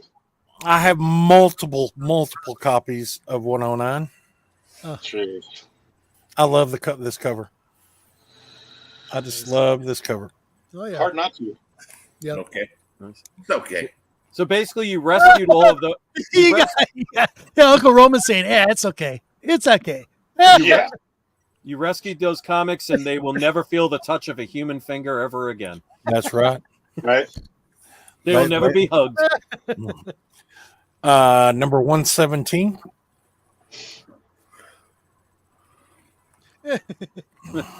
Nice collector. Number 118. I feel like Sarah McLaughlin's "I Will Remember You" should be playing in the background. Right. Seriously. And somebody needs to put up the cute puppy in the corner, like so everybody can. Book save the life of a poor comic book. Number 121. But just as the price of a cup of coffee. Yeah. Nice, Monty. Very, very nice, buddy. You're killing Did it, you bro. get these from that one guy, or is this a different place? What's that? Did you get this from that one guy, or are these a different place? These are a different place right here. Are they? Okay. Yeah, this was a secondhand bookstore. Oh my goodness. Yeah. Jeez. 122. Oh man, unbelievable. Wow. Monty's got the goodies, bro. Yep. Except for this first one, it didn't come from a bookstore. This was come in a collection that I knew that had this, and I went and negotiated the price on that. There you go. So look at Mylar in the background. He's saying, "Cute puppy again." That's what we need. That's his body down there. I'm getting real close. Probably like about 40. Probably under 40. Probably 35 books completing my Journey into Mystery run from 1 to all the way to 2015. Dude. Holy crap! So I'm getting close on these. Wow, nice. Do you adopt? Right? We've asked him that before. Books? Yes, I adopt books. Send them on my way, and we will show them off, and I'll show you how to take care of them. Yeah, see? So yeah, it's getting close. My Journey into Mystery and a lot of my older horror books, I'm getting close to. Tales to Astonish and Tales of Suspense are getting close, and yeah. So what will you do once you collect all of the comic books that ever were created? Then what do you do? Right. When you have them all? I do what I'm doing now. Just go out and save them. I get doubles and triples. There's no end to it. There's no end. I mean, and just so everybody knows, he's got booby traps everywhere around his property. Trust me. Right. He's a Texan. He don't fuck around. I'm sitting here looking at 6 cameras right now. This shows a complete circle of my barn. Laser guided everything. So, and he's probably got that shotgun like in Tombstone underneath the bedding table. Hang on, let me click off these cameras. I don't want placements to be shown. Yep. He's got pits with bungee sticks in them. I mean, like the whole thing. It's terrible. I do know how to build those, by the way. You must be near the border then. Oh, we can talk off air about that. Yeah. What was it? But that's what I picked up a couple of weeks ago and everything. And beautiful, Monty. Have you guys playing in my shop. My customers would appreciate and enjoy you guys. Thank you. Hopefully we entertain at least mildly. Hopefully. Yeah.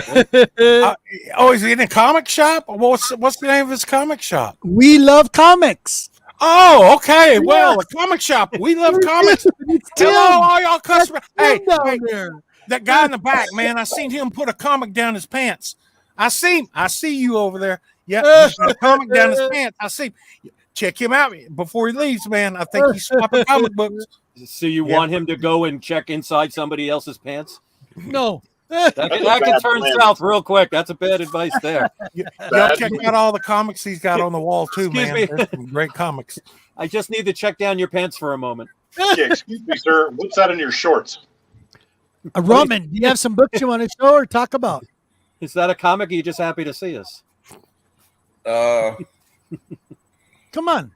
I put the gloves on and I'm looking around. I don't know what I put stuff up now as soon as I get it, and I don't have it sitting out like I used to. I did buy a pop. Okay. My nice Queen will love this. Sure. Who is that?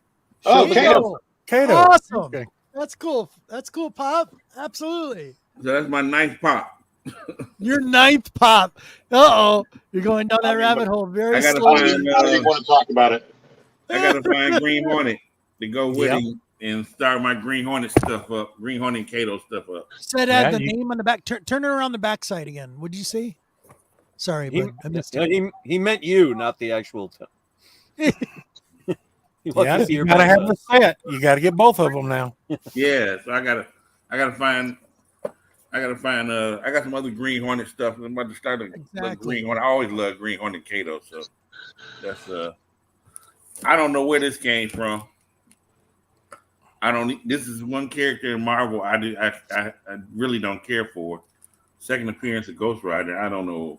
Oh, get out, dude. Just send that my way. Send that my way. I got plenty of number 6 brothers and sisters. He'll fit right in between them. No problem whatsoever. I need that. I never liked Ghost Rider. I just never liked Ghost Rider. We'll talk after stage. Just send it to me, Roman. It's cool. Just send it to me, Roman. It's all good. Yeah, I bought it with something else. I bought it with this. My man was selling it kind of cheap, and I bought this. This was the book I was after. This book here. Oh, there you go. It's a Pence variant. Yeah, so that's I got a big kick for the Pence, the UK variant, the Mark Jewelers, the National Diamonds right now, and all that kind of stuff. So I'm a big Elric fan, and I got Elric's first appearance in Marvel, but I found the National Diamonds. Oh, there you go. Diamonds. Nice. Oh, yeah. Nice. Elric. With the National Diamonds at Elric. I had to go in here and check. Sometimes people zip you, Yep. Yeah, they sure do. Sometimes if you don't check them, there'll be some of the ads cut out too. They're missing a page. Look at that serious face. These kind of books that White Glove used to get with the National Diamond and the lingerie. Hell yeah, I ordered all my wife's lingerie out of comic lingerie in there. I like that. That's kind of nice. That's part of the National Diamond ad. So everybody laughed because they got the lingerie there. But that's before Mark Jewelers, it was a National Diamond. That's where all my wife's lingerie come from, out of comic books. The lingerie is actually comic books. He just staples comic books around it. I'm saving money. I haven't spent that much money this month. Right. And I'm buying. I'm gonna go ahead and buy 9/8 Battle of the Planet. Ooh. That's another Pence I picked up. Nice. First Electra. Nice. Yep. First Electra. I got the triple threat ready for my man to sign. Arvell Jones, because I'm going to the. You were talking about signatures earlier. I love to pay for some reason. I love to pay Arvell Jones for a signature. He does a real sweet signature. Okay, he's like a hero here in the city from Detroit. Him and Keith Pollard, sure, will both be at this show. So this is one of my. I'm gonna have him sign this triple threat. That's the regular. Dang it, Firebird. That's the Mark Jeweler. Ooh. That's the Canadian variant. Wow. I got triple threats like that. Certain books that I like, I got triple threats. I got all three: the Canadian, the regular, the Canadian, and the Mark Jeweler. So I've been really working on that kind of stuff. So you'll see, like this homage to. I got the Canadian, the Mark Jeweler, and that regular. That's the homage to 109. Nice. Very nice. Those. I picked that up. Oh, somebody paid $2,000 for this book in the 9.6. You what? What? What? Mark Jeweler. They paid $2,000 for a Mark Jeweler of this book in the 9.6. Why? Are you kidding me? There's one born every minute. I just bought this for $100 and something bucks. It's not a 9. It's not a 9.6. But okay. If somebody paid $2,000, it's got to be worth $500. Yeah. This got to be worth $500. Wow. That's that's the first like negative variant. Yeah. Yeah. That's very the first cool, Tim. Very cool. And I was able to pick up one of the first. Hello, baby. That's a Mark Jeweler too. Oh, I like that book. Yeah. Wow. Yeah. I like that. I know where that one came from. You should sell it to that guy. You should sell it to that guy for $1,500. You'd be giving him a service. I mean, yeah. First Outflight. I picked that up in the Mark Jeweler. Oh, I picked that up. Oh, nice. Very nice. I got that in the Mark Jewelers also. Yeah, I've been getting into the Mark Jewelers. All the Mark Jeweler stuff separate from everything else now. What I tell you what, Roman Curtis, for the audience and everything, how do you tell by the outside of the book that it's a Mark Jewelers? Well, it's always going to be a newsstand. Yes, it's always going to be a newsstand at first. Some of them, I paid a grip for this. I got two of these. Some of them you will see a star stamp on them. Yeah. Listen, that means it was sold on a base. It was sold on a base. Roman, did it sell for $2,800? Oh, jeez. $2,800 that book sold for? I think we got so many people in the community. Somebody did a video on it and said, "Hey, man, you might be rich." That's how the video started. And I'm like, "What is he talking about? He's talking about this book here." Somebody just paid. Look through your books. If you had this in a Mark Jeweler in a very high grade, you might be rich. And that's how the video started off. So somebody was just selling this the other day. Sands sold this the other day. It's a 6, maybe a 7, get cleaned up or whatever. It might be better than that. Who knows? But I'm happy just to have one. I just want to collector inventory. That's awesome. So I'm just doing the Mark Jeweler thing myself. So Roman, on that Marvel comic, how can you tell by the outside cover that it's a Mark Jewelers, or do you have to open it on the inside? Oh no, well yeah, you have to open it up on the inside. The Marvels, everything's gonna be a newsstand though, but you have to. Sometimes some people are very good. I can't do it. They're able to do like this. Yes, that's how I do it. They look like this and can tell. They can see the little slip in there. Yeah, you can't always see it though. That's the problem. Here is an unusual cover. I got Jonah Hex 1 in a Mark Jeweler, 7 and 8, where he would cause the scar to Jonah Hex in a Mark Jeweler. But this was, I had to buy this one. No, that's why. Nice, buddy. Don't ask me why. Oh, the Gray Ghost. Gray Ghost. Jonah Hex versus the Gray Ghost. Don't ask me why. With the Confederate thing, you see where I got it from. There you go. Yeah, I know where you got that too. Yeah, if he's selling one and I see it, I buy it automatically. I mean, I don't blame you. I think that's it. Like I said, triple threats. I just finished my triple. I bought books last night. Okay. Like this is triple threat. I got all 3, and that was the first appearance of Captain Britain. I'm a Captain Britain fan too. New suit against Cap. So Captain Britain versus Captain America. I got all 3, and basically got the story arc. And all of them. Nice, buddy. So here's the most Mark Jewelers of one book I got. They keep falling to me. Wow. This book too. They keep falling to me. There's another one in here. Wow. Oh, really? Yeah. Really? Are you serious? I got 3 of these. All Mark Jewelers. So I'm doing real well with that book there. No kidding. Seek and you shall find. Yeah, that's exactly right, Chris. So that's about it. I think I just completed my Marvel premiere run last night. So Wow. Nice. I gotta do something really quick. I used to do this every now and then on my channel. This is dedicated to Mr. White Gloves. Oh God, here we go. I have to do it because I used to do this to him. And just to show that I'm on board. Just lick your fingers real quick. Oh. So it's got the Mark Jewelers, and it's X-Men number 142. I paid a total of $11 for that book. Wow. You need to get something really greasy on your hands before you do that next time, like some fried chicken nearby or something. I can call my wife. Eat a piece of fried chicken and then start handling your books. He will lose his ever-living mind.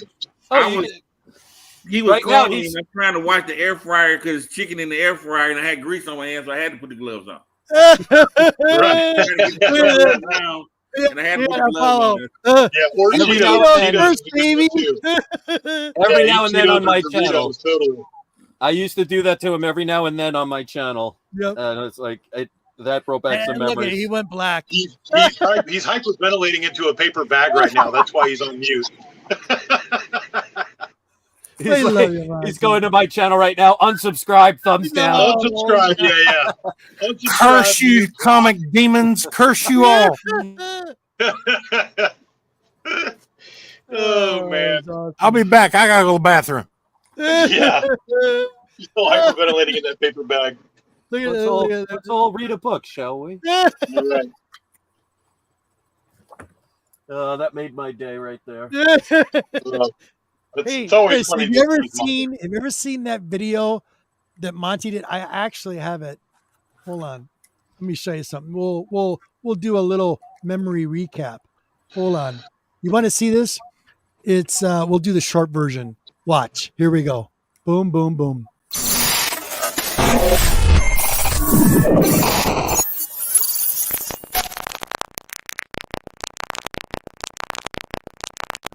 You have got what you call a comic book reader, and it's something that is designed for you to lay your comic book on so you can read it from front to back without doing any damage to the spine. Would you like to share that with the community? Because I know Robert's definitely looking forward to seeing that.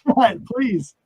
Well, as y'all know, I'm OCD about touching my books. A lot of people don't know that I'm OCD when I read my books because, it's like everything else. You got to be watching out for that spine stress. Spine stress on these old books will cause damage to these old books. So I got my little white gloves noggin of thinking outside the box. Outside the box, that is. Perfect. And I built me a comic reader out here. This is how Right. Nice. And I lay my books in there, and I got my little page marker right here, and they're at a gentle angle here to where it won't cause no spine stress, and you can flip the pages. I use a corn dog sticks, which hadn't been used. And my goodness. Slide down these pages. Wow. That's awesome. I'm OCD. That's when you're OCD, you're extreme. You gotta be extreme. So, I got follow up. How does someone in our comic community get their hands on one of these comic book readers? Well, I'm glad you asked that, Bob. There we go.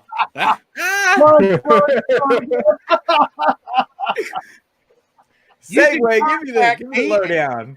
You can contact me at Splash Page Comics, and one of these nice luxury comic book readers can be at a low, super low price. Not $199.95, not $159.95, not even at $129.95. These extra super duper original. It's awesome. Oh, solid as a rock. You can even throw it out of the car going 2 miles an hour. Too funny. I even have the one. I swear to God, Chris, you guys, I even have the one that's like 5 minutes and 12 where he's just doing a different intro for it. And it's unreal. He's so violent. I love it, Monty. I keep that. I've kept those. I just made it back to the bathroom to see myself, and I'm going, what is he showing now? I love it. You made a comic altar. Yeah.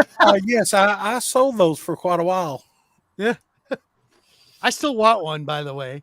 I think I got 3 left.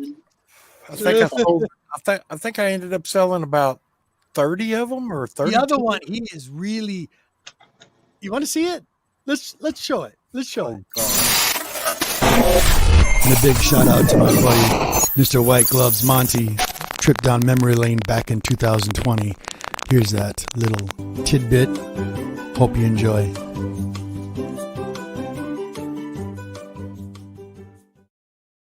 So now you know how to find the G spot. Now I got another surprise for you. You ready? Here it comes, guys. Monty. Hello, YouTubians. Do you find yourself, when you read your comics, worrying about spine stress? Do you find yourself, when you read comics, worried about page bends? Do you find yourself worrying about your comic looking like this when you get through with it? I tell you what, Mr. White Gloves Incorporated has got something for you. For you. Something that will take your mind at ease when you read your comics. Yes, sir, Bob, we sure do. It's called Super Duper Comic Book Reader from White Gloves Incorporated. This little jewel right here will cradle your comics and keep the spine stress from happening to your books. It's got this handy-dandy, one-of-a-kind patented marker that goes right down in between the books if you have to walk off and something closes the book. It's a gradual angle so you can read your book without straining your neck. Yes, I said straighten your neck. Black Friday deals galore. It's back again this year, but this time it is the Comic Book Reader 2020. Yes, sir, 2020. And you may ask, how does this actually work? Well, let me give you an example on this right now. You place your book in there, you cradle it, and you use a corn dog stick to turn your pages. A corn dog. No. Not a corn dog. A corn dog stick. And if you order tonight, this will be included for free. That's what I said, for free. For free. This flexible wood corn dog stick has been made by White Gloves hands and is taking care of all the care to take care of comics. You put your book in there, you slide this under, and you turn the page. Yes, sir. That's what I said. And I will say it again. You put your comic stick in there and you turn the page. This stick cannot be found anywhere other than White Gloves Incorporated. Back to this comic reader, and I'm going to tell you right now, this comic reader is sturdy. Yes, I said sturdy. It is not cheaply made. By no means cheaply made. We wouldn't do such a thing to you comic book readers out there in the community. No, sirree, Bob, we would not. No way, shape, or form. This comic book reader is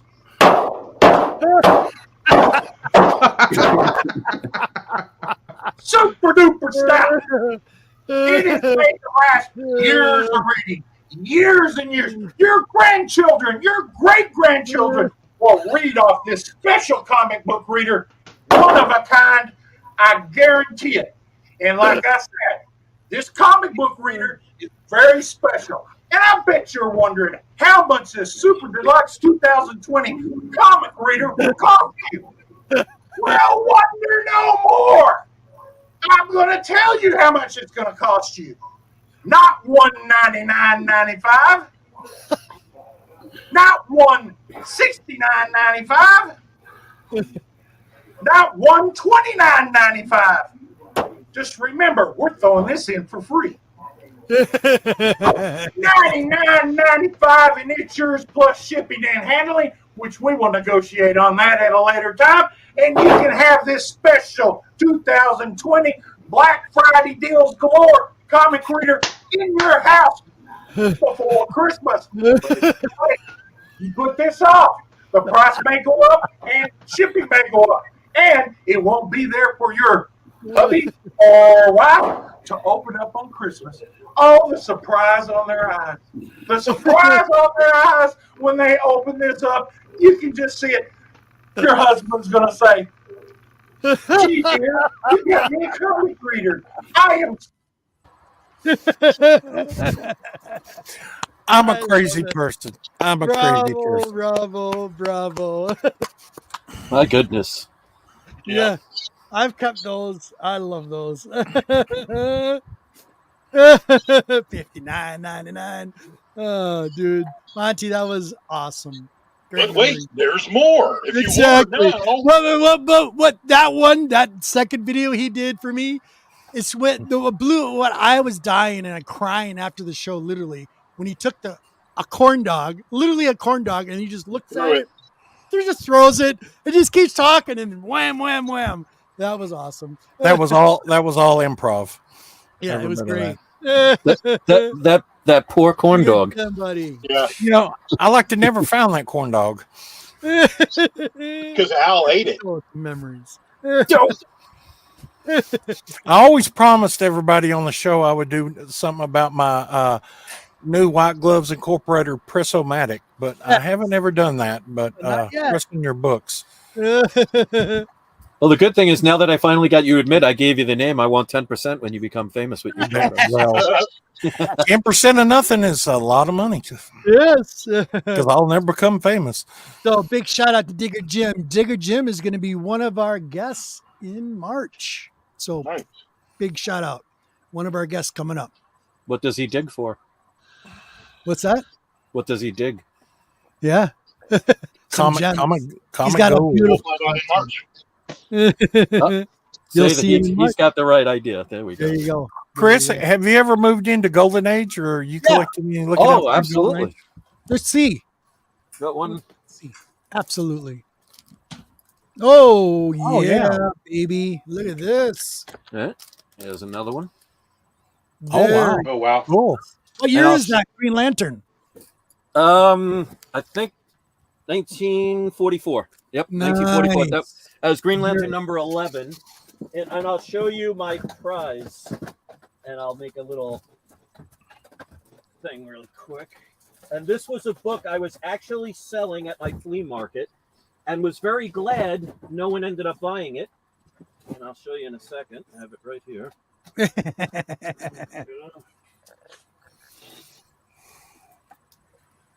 Oh, wow. There you go. Number 2.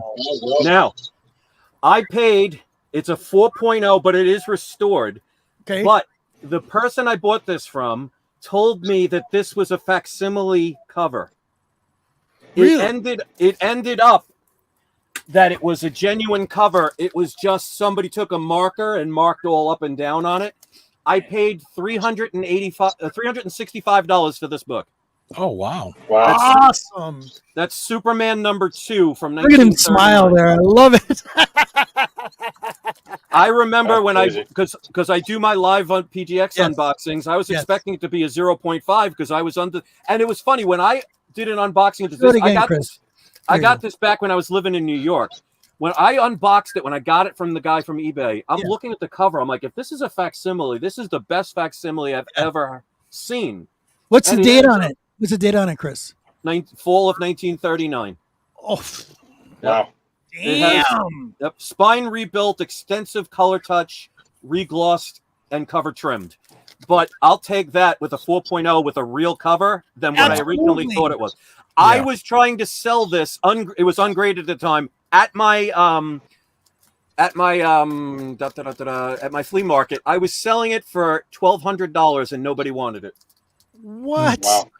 If you look this up online, an unrestored 1.8, somebody's selling for $12,000. Wow. Wow. Wow. Nice I book. believe it. So that's my dream. But yeah, I got many Golden Age books. I love Golden Age books. Yes, absolutely. I'll show you another one really quick. Sure. Absolutely. No, you got plenty of time. This is your time. This is one of the books that I guarantee you I don't think anybody's ever shown on a comic book channel before. Wow, it's big. Is that a big magazine? Oh, whoa. That is the first appearance of Donald Duck. Yeah, that's the old drawing of Donald Duck. Yeah. That's awesome. Yep, this is... What's the date on that? It is from 1935. It's Whitman number 978. Beautiful. Wow. So that is the first Donald Duck story. Very cool.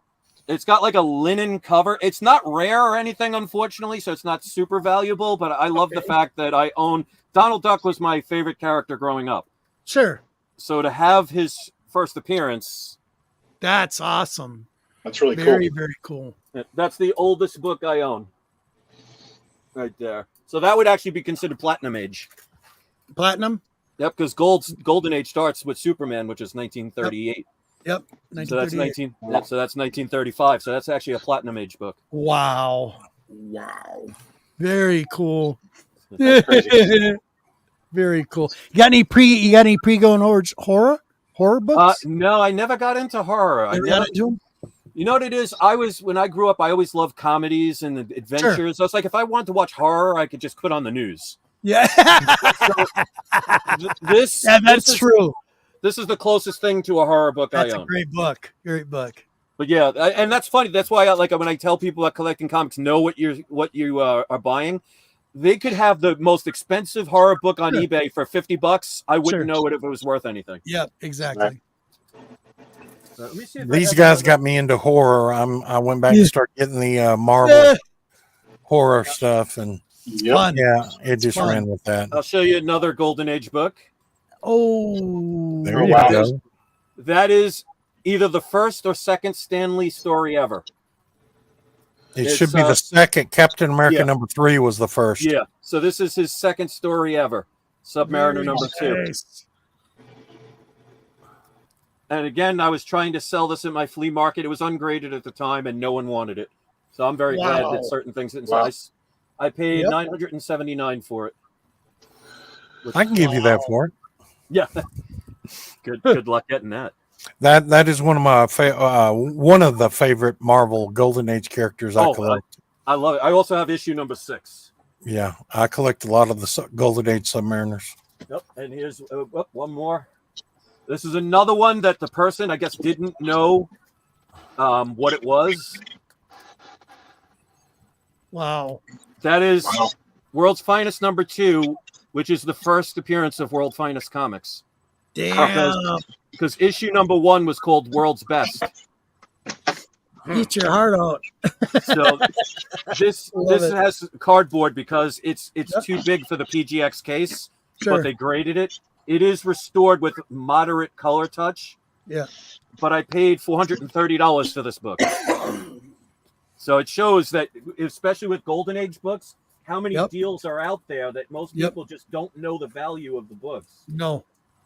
So, yeah, I love collecting Golden Age. There's something about them. I love the size of them. I love the fact that people the history bought them back then to read them. Is what really attracts you. What I really like is some of the and you go back and you read them. Some of the corny stories they have in there. That right in the middle of the book, they'll have a writer send in this story, and it's just all typed out in the middle of the book. It'll be about 2 or 3 pages, no pictures or anything, and you can just read the stories that somebody sent in the article. Yeah, those are cool. Agreed. Yeah, and the way they talk in the word bubbles is just. You're like, and they're very wordy too. That's a lot of people, Yeah, and some of the words they use now, these words mean something totally different, and you're like, whoa, wait a minute. Oh yeah. And one more really quick. Mm-hmm. Oh wow, that's Superman. Yeah, I actually have Superman 2, 5, 8, and I think 13. So I actually was lucky enough to get all of these early Supermans. I actually at one point had Batman number 2, but I had to sell it. Oh no, I'm sorry, Batman number 5. I wish I had Batman number 2. but I love collecting Golden Age comics. And if Oh, you saw that was a fans out there, I CGC, hope you like that. Yeah. Very cool. So I have to ask that. I don't know if that guy from that comic store is still there. What year did he call it? Name We Love Comics. Yeah, I don't know. Chris, Tim, if you're still in the house, what year did you call your shop that? Because I know for a while he had his YouTube channel was called that too, but it was called something different, and it's Mylar Madness. And he bought it when he bought his store. He had a problem. I think it was last year. He actually had it all on video.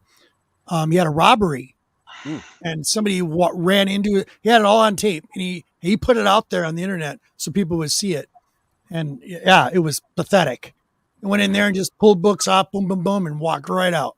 Wow. First year he opened a store. That sucks. That's terrible. Tim, if you're still in the house, buddy, what year did you call your name your shop that? If you're still in the house, please. But yeah. Do you have any questions for us, Chris? What's the fastest animal on Earth? Cheetah. So now, do you remember what movie that was from?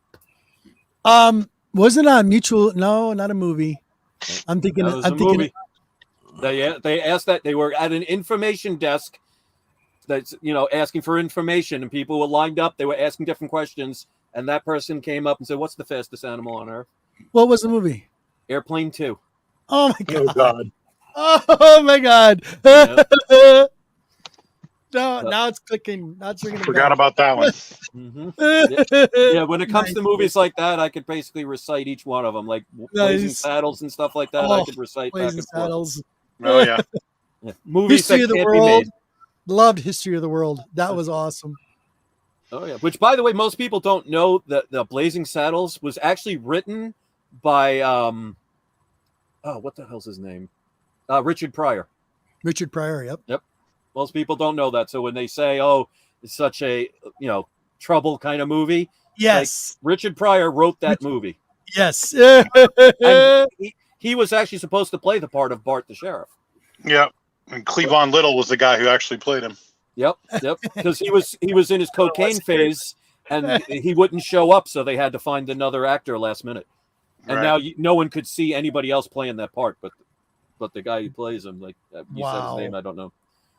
But yeah, I love movie trivia and stuff like that, especially when it comes to stuff. I do too. Movie and music trivia. Let's see. Let's see a good. Yeah, that was a good one too. Yes, Collector Inventory. Yes, in Brewster's Millions, that was a good show too. Yes, Brewster's Millions. I love that one. That was a great one. But my favorite part in History of the World, and I remember it so vividly in the movie theater because I went to the movie theater and watched that. As soon as they did the French Inquisition, I was dying. I was literally crying. I was laughing so hard. Nobody questions the Spanish Inquisition. I was laughing so hard. That was so funny. Oh my god. Mighty Python and the Holy Grail was my key. Yeah, that was another good one. Love it. Hell yeah. Absolutely. We are behind the rabbit. We are the knights who say neat. Monsieur Lavouche. What? Lavouche. What? The cow. Oh, let me say just a comedy that I missed that used to be on TV, and it's so sad that they took it off. And I know he passed away, but which was Benny Hill. I used to love. I used to love that. I wasn't allowed to watch it. Roman. Benny Hill was funny. Come on, Roman. Well, how did that go?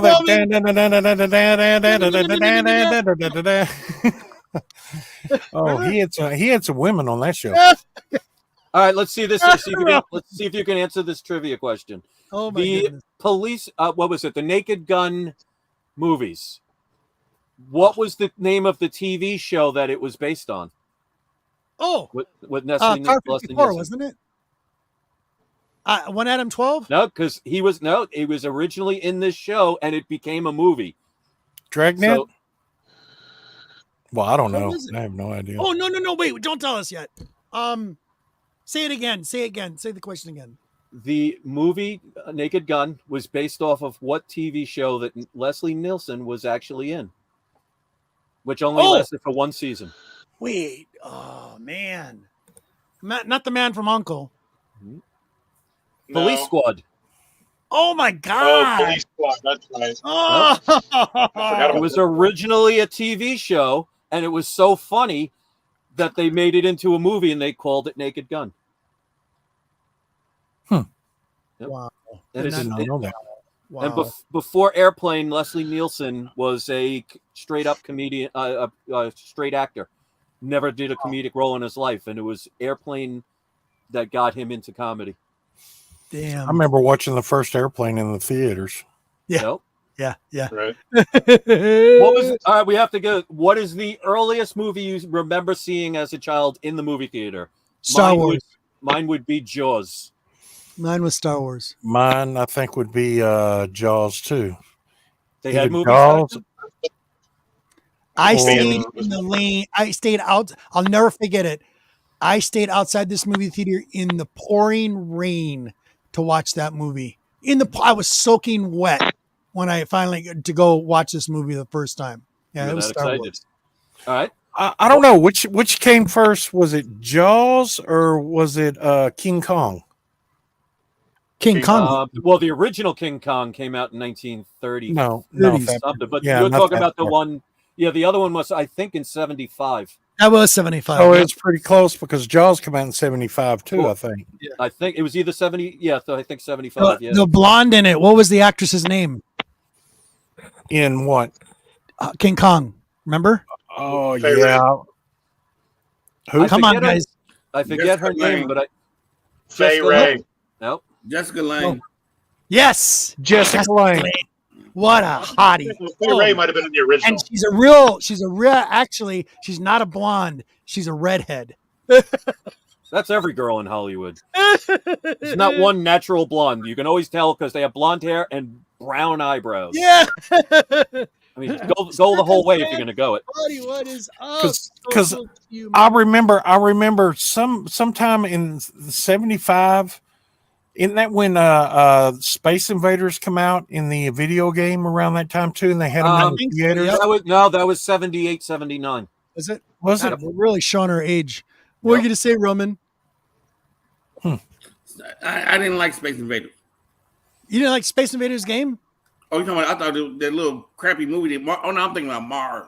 You're talking about Mars Attacks. I like Mars Attacks. I thought it was Jack Nicholas was the president. Invaders from Yeah, Mars. it was great. That was so cheesy, that movie. Oh But my my God. favorite part of that Overacting. whole movie, you know what my favorite part of that whole movie was The end? phenomenal, is when the alien goes in to do the speech. He's got all of them in the Senate, and he just vaporized the entire Senate to the ground. I was like, yes! He was ahead of Mars his time. Attacks. Yes. Yep. We need a clean house. Let's see. As far as movies are concerned, what was the first? If you remember it, what was the first movie that you saw on your own, where your parents didn't take you and you didn't go with your friends? You went by And it scared yourself. the living crap out of me? Okay. The Exorcist. That was the first. Wow, you're a brave. I had man. nightmares forever because it was very graphic. That And they showed the unedited version, that cross thing with her mom in the I bedroom. don't remember. My first movie that I saw on my own was The Last Starfighter. Oh, that was a great movie too. Oh, that's a good one. Yes, an excellent one. That movie did not stand the test of time, but that was a good movie. Oh, Yes. yeah. That was the first ever computer graphic run Yes, movie. exactly right. And it showed. Yep, it did. It's still good. To this day, I still enjoy it. That was right up there with Enemy Mine. Remember Enemy Mine? Oh, That was what. Oh, look, Roman's just freaking out. Like, what the hell? You didn't like Enemy Mine, dude? Seriously? That was a great movie. What'd you say, Roman? Yeah, Lou Gossett Jr. was the man. Jr. was the alien. Yeah, Yeah, that's the one. Baby and everything. yeah. Oh my! That's You get a white gloves for That that. was a great movie, man. It was a great movie, though. It's what it was about. That was really good. Anyway, You know, it was around the same time. Sorry, Roman. It wasn't a kung fu movie. What movie has special meaning for you? Ooh, Rob Roy. Think of that. Okay, are y'all ready? Yeah, we ready. Drum roll. Oh, geez, he got his wife here. Oh, nice.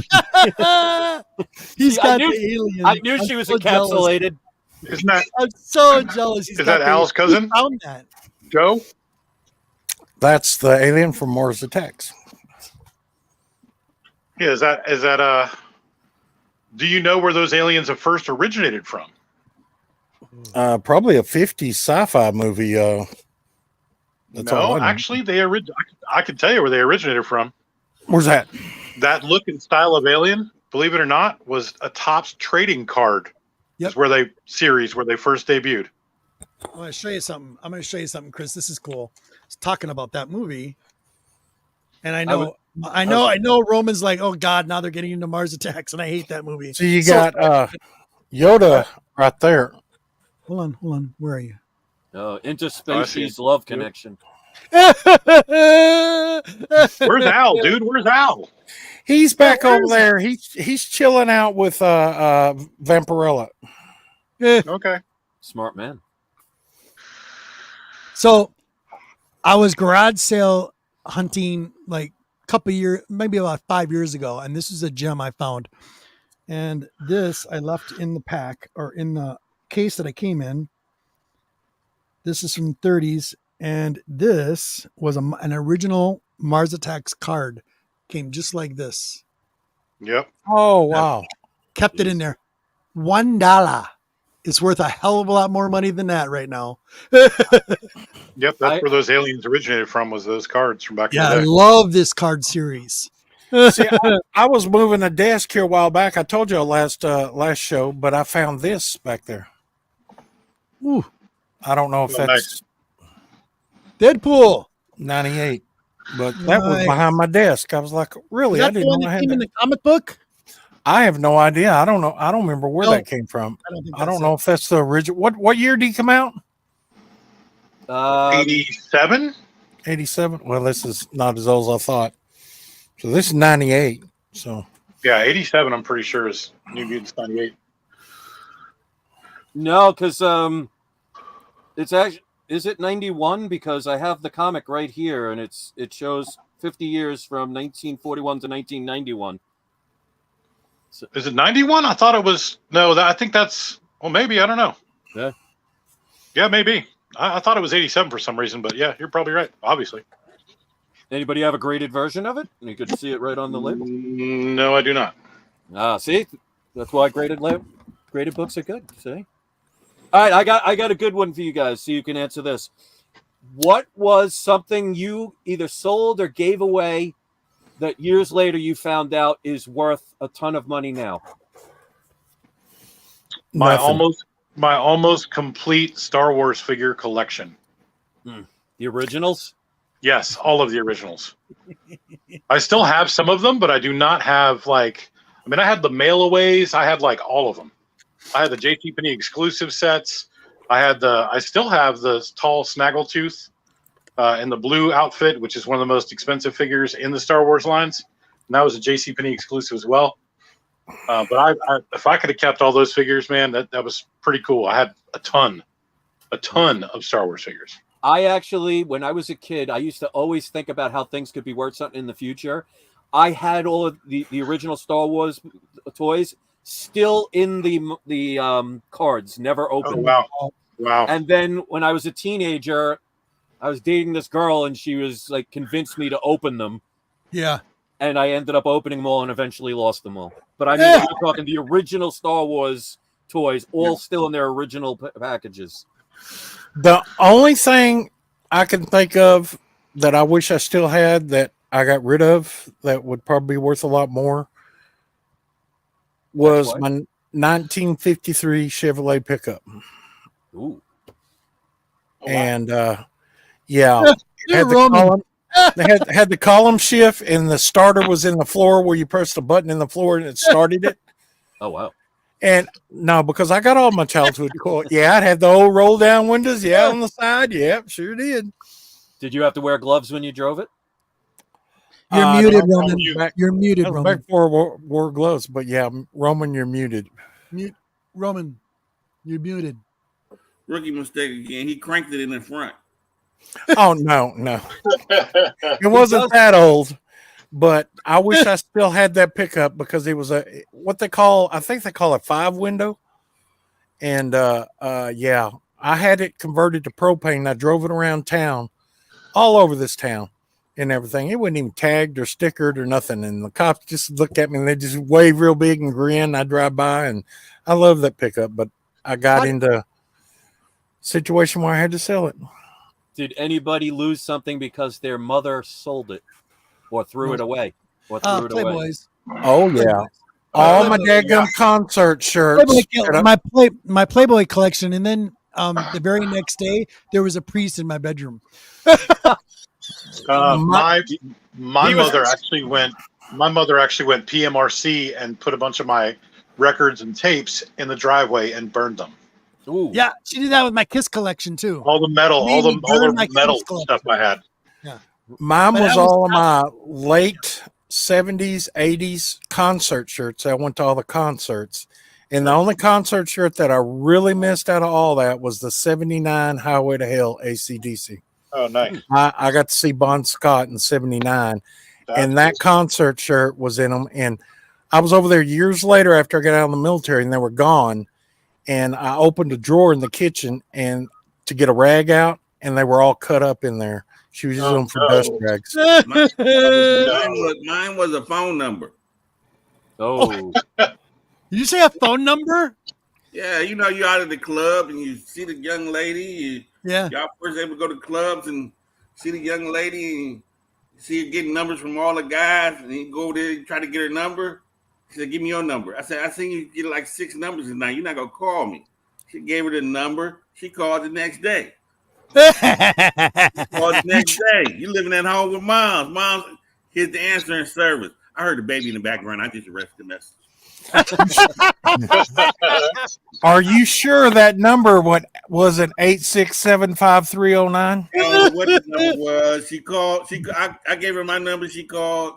And my mother said, "I heard a baby in the background." I just erased the message. Wise decision. Dale, that was her name. I forgot that. That's 30 years ago. Dale. Dale. Never got that girl name. Dale. Never forget. I ain't never gave mama for that one. Okay, stick around, gentlemen. We're on the 3 hours, like 3.5 hours we've gone already. Didn't you say something about movies? Yeah. First movie I walked out on. I got scared and walked out on Aliens when the thing hit, when the alien popped in his face. Oh, the face. My favorite movie. First movie I cried on. Man, that was a rough movie. I'm the same age as the actor. Come on, champ. Get up, champ. Champ ain't Ricky Schroeder in the Champ. Remember that? Was Faith Underway? The Champ. Ricky Schroeder. Yeah, Ricky Schroeder. And he was trying to look, and I was the same in, and I was just bawling. My mother said I was bawling because Champ wouldn't get up. Stan's buddy, what is up, my dude? Got that movie. I have to watch that scene every now and then. Champ. My first book I ever cried at was Where the Red Fern Grows. Oh, that book is brutal. The movie's brutal too. Old Yeller is another bad one. Old Yeller was another one, yeah. Old Yeller's brutal. Notebook get you, Sands, it's still during the day. The Notebook get you a little something there. Yeah, it does. Hey, I was going to say the Notebook. I got this girl and a girlfriend. She's like, the Notebook, I'm on my way. The Notebook about to come on. I'm on my way. Stop at the gas station on the way. The Notebook get you some, Sands. What was the first record album you ever bought? So see, we'll show our age with that because most people that are younger. Oh my gosh. Boston. Oh my gosh. I collect albums. I can't even think. That was my first album I bought. The first album I ever bought, I shoveled driveways to get the money, was Kiss Alive 2. Yeah, that was another one. Yep. I think mine wasn't an album. I think mine was an 8-track. I had 8 tracks too. It was a Red Fox. It was a Red Fox comedy 8-track. Oh, that's definitely going back. Yeah. It was a Red Fox comedy 8-track, and Ben, it was very belligerent and rated like R. Yeah, it was a cassette. It wasn't an album; it was a cassette. I think it was Ice Cube's "America's Most Wanted." Ice Cube's "America's Most Wanted." I think my first album. Yes. My first album was also a cassette, and it was Rat Out of the Cellar. Ooh. Oh wow! Oh, I loved Rat. Oh, so you're an 8. That's it. Was that like 84, 85, somewhere around there? Yep. That came out? 83, I think. Oh, there you go. Yeah, I knew it had to be early. I got to see him in concert. I did too. I had a shirt, but we done went over that. Yep. First concert you went to without your parents? Kiss. Ooh. Fleetwood Mac. Mine actually, believe it or not, I thought it was a joke when my friend said it was Heart. Heart? Oh man. Hey. Madison Square Garden. Yep. Without my parents was probably Kix, Great White, and Tesla. Wow. Mine was 75, Fleetwood Mac. Great. About yours, Roman? Come on, it's something they used to have back in the day called the Fresh Fest, and I'll just say the lead act was Run DMC. Yay! There you go. The lead act, of course, was Run DMC. They were the star attraction. Nice. Run DMC. The best part, though, Chris, is like 30 years later, Chris did their reunion tour like they always do, Kiss does. And they did the Psycho Circus tour. And I was able to get, I think it was like 4th row corner stage for Kiss. And I got them for my kids. Both of my kids. Sure, my kids you were did. really, my kids were really young, right? And I knew what to expect because I've been to Kiss concerts.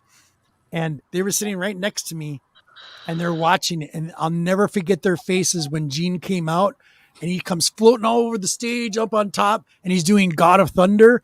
They're just like, and blood fell in their face.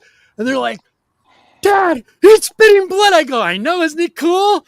And they're just like, the whole time I was getting more pleasure watching my kids and they never forgot it.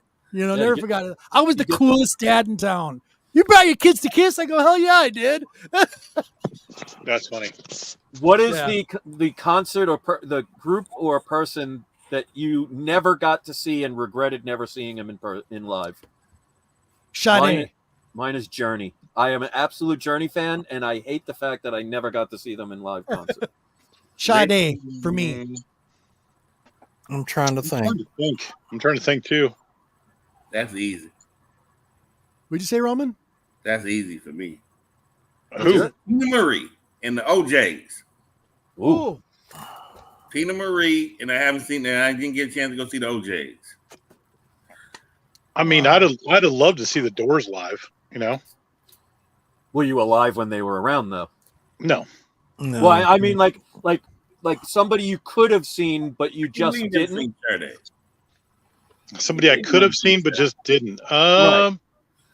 Probably for David whatever Bowie. reason. I'd have loved to see Bowie live. See, I seen Bowie live. Oh man, I thought I'd that love was to see awesome. Bowie. I watched him at this little state theater. It was real old fashioned state theater. It was awesome. He was doing his China Girl tour at that time. It was awesome. I can't think of any that I had a chance to go that I didn't go. Some you was too young to go see. How about that? Oh, well, probably Led Zeppelin. Yeah. Too young to go see Led Zeppelin? Do what? You were too young to go see Led Zeppelin? Yay! Highly is in the house. Buddy, what is up? Van Halen and David Lee Roth with David Lee Roth. That'd have been a great show to see too. I got to see that. Yeah, that's another one. David Lee and Van Halen. I got to see which I liked them better. A lot of it's tip versus tap, but I liked Sammy Hagar. I got to see Sammy Hagar when he was on tour by himself too. That's cool. Concert, it was easy to get high at. No. That would be Ronnie James Dio. Yeah, and I liked him too. Though. He was good. Ooh, yeah. I watched him. What's Seen this? him live. I just had that question because my brother always said you were too young to go see Parliament Funkadelic. And it was just as soon as you could be standing outside the stadium and you was high. It's the way you was Oh yeah. That was the same way the AC/DC Parliament Funkadelic. Exactly. You high on contact. The good old contact guy. Oh my God, yeah. AC/DC was the same way in '79. Yeah. Just cloud of smoke. I mean, that's the first time I ever seen anyone on stage moon the whole audience. You know, Yeah. they were AC/DC was very. I mean, Angus liked to take down his pants. Talking about that. Here's an interesting one. So I also liked punk rock back then, and I remember going to it was the First Avenue Prince's Bar, and they used to have small venues there, and it was the first time I went to go see the Plasmatics, and she was this blonde mohawk chick, big boobs, and she did Wendy whipped O. cream. Williams. She was so violent, and I got a scar there to prove it. It's underneath my lip, or underneath my mustache here. I was out there slam dancing, and a guy came down with his fist. They weren't supposed to have any kind of spiked jewelry. Came down right on my face, and we both just started having it out. We got arrested, got put into emergency ward, and I'm just still swearing. And all of a sudden, I pull the shade, and the guy next to me is the guy that we were having a fight with. We wound up becoming good best friends for a longest time. And we wound up becoming friends after that stupid fight. And we had such a good time. We were laughing at each other. So after all that, it was nothing. But yeah, Wendy O. Williams, big time. Yep. So I got kicked out of the Joan Jett Loverboy concert. Oh, because I got up on stage when Joan Jett was there, and liked about probably it was close. I almost gave her a hug until I was yanked up and took backstage. They let me out of the Coliseum and told me not to come back. I went around the front and I told them I had my ticket stub, and I said I had to run out to the car, and they let me back in. And between about 2 songs later, I was right up front again with Joan Jett. And a lot of people from my high school was there. And when I went back to school that Monday, everybody was talking about it. And they said, because I wore a FFA jacket that had my town's name on it, and they were asking who that was. And a buddy of mine said that was him. And they were just like, oh my God, dude, you almost gave her a hug, because I was in love with Joan Jett. yeah. And this roadie moved away, and there was a perfect path for me to just step over that barrier and step right on stage. And it was like, boom, I was there. I got a deep one to see who can answer this. If you had a time machine and can go back in time to your 20-year-old self, what advice would you give 20-year-old you? Buy Golden Age comics more. Yeah, I was just going to say that. Forget the silver, go golden. I would have been buying up books like left and right. Buy Bitcoin when it was 7 cents a coin. Yeah, I'd say probably save more money. Yeah, no kidding. Threw that hot $800 into Microsoft. Yeah, right. Yeah, seriously. There you go. There you go. You'd be and take care of your credit. What's that? Right? What did you say? Take care of your credit. Take care of your credit. Buy a house immediately. Mm-hmm. Don't even buy a car. Just buy a house. Yeah. Right. What's the work? Buy a house. I would definitely tell myself about the Bitcoins, because I actually was one of the people that was early into Bitcoins.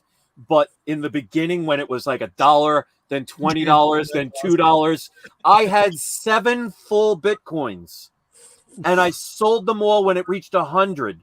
Oh, because I didn't think, because back then, and this was going on for like 2 years, it would go from like 69 cents to $30 to $2 to $20, and everybody's like, this thing's never going to go anywhere. Yeah. So when it went to 100, I sold all 7 of my Bitcoins. Yeah.